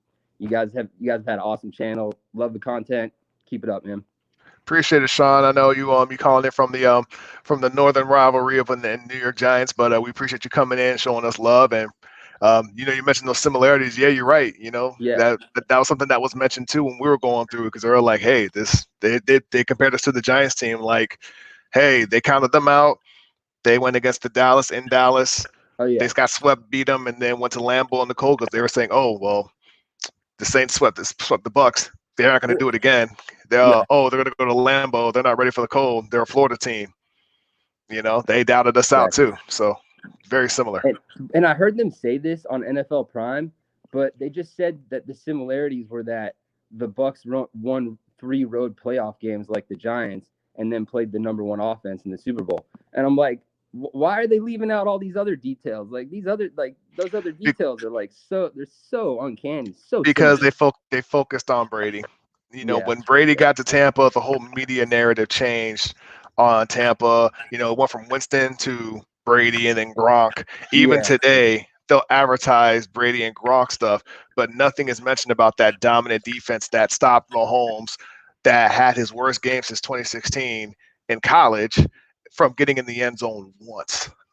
If you would have told me that we would have held nothing. If you had told me that Mahomes would have, if you had told me the Chiefs would have not scored a touchdown, I'd have been like, stop playing. But didn't Devin White say something about like if you put money on that the Chiefs wouldn't score a touchdown the entire game, like you would have won a lot of money. I think he said something about that. I believe he did. He talks that talk. That's something that he would say. I didn't see it myself, but that's something he would say. Bro, he is a beast. Devin White is a straight beast. Second year guy, man. Yeah, dude, he's got a hell of a future in this league. That guy, I love watching him, man. I'm just happy we got him. I wish he was on the Giants, bro. I mean, y'all got a good squad too, man. So who knows what's gonna happen next year, man. Y'all Giants may be a force to be reckoned with. Hey, we played you guys tough this year, though, huh? Yeah, man, that was still when we didn't know what we were, but that was a scary game until Winfield came in and tipped that pass. Because, man, I was stressing that game. I might be being a little overly optimistic, but I feel like Daniel Jones, if he could just he'd have a ton of work to do, but I feel like he could be like a Brady type quarterback. Like if he could get he's got a ton of work to do, but I feel like they're both 6'4", they're both they both got decent arms, not great arms. But I mean, Brady's pocket presence, like with those subtle moves he makes in the pocket and just his pocket awareness and did you notice how much more he was doing pre-snap and how much more pre-snap motion that the Bucs had than the Chiefs that whole game? Like, Yeah, and surprisingly, the Bucks rarely did that all regular season. So we just started doing something new when it came to these motions and getting people in play. So I caught that. I caught that we ran more than we passed because this offense changed philosophies from the beginning of the season to later in the season with what we oh had. Because yeah, our offense was made to have the quarterback throw deep so many times, but with yeah. Brady, he can't throw deep so many times. So we had to bring that down. And when you get Leonard Fournette and Rojo to get a good running game so that the play action, that's what Brady thrives in the most. And that's Well, what this offense thrived in. so the difference between the Bucks last year and the Bucks this year, I mean, the most stark difference to me is the quarterback stat line difference between Jameis Winston and Tom Brady.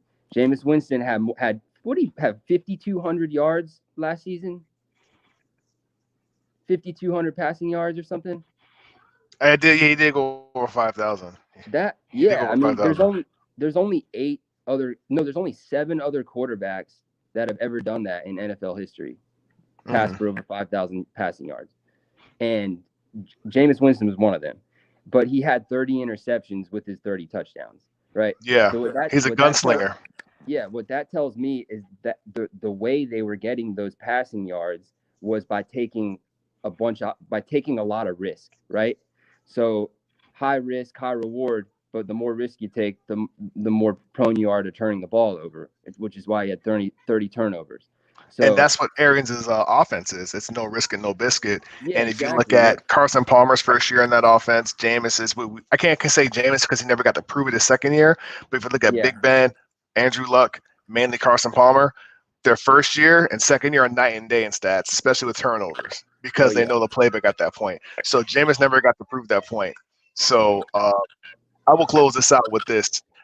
We knew that when Brady came, turnovers were going to be limited because when the turnovers happened, it led to us playing catch up, and that's where a lot of those yards came from.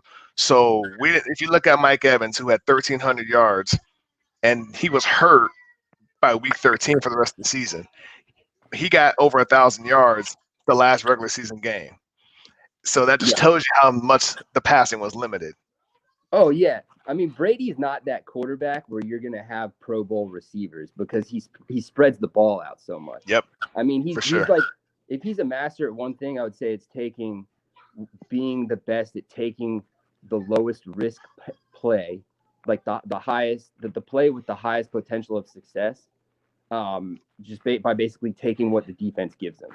Yeah. I think there was a previous caller, like maybe 2 or 3 callers ago, that was saying something like that, but he said it like much more complexly than I did. I would just basically say it like they started taking what the defense was giving them more.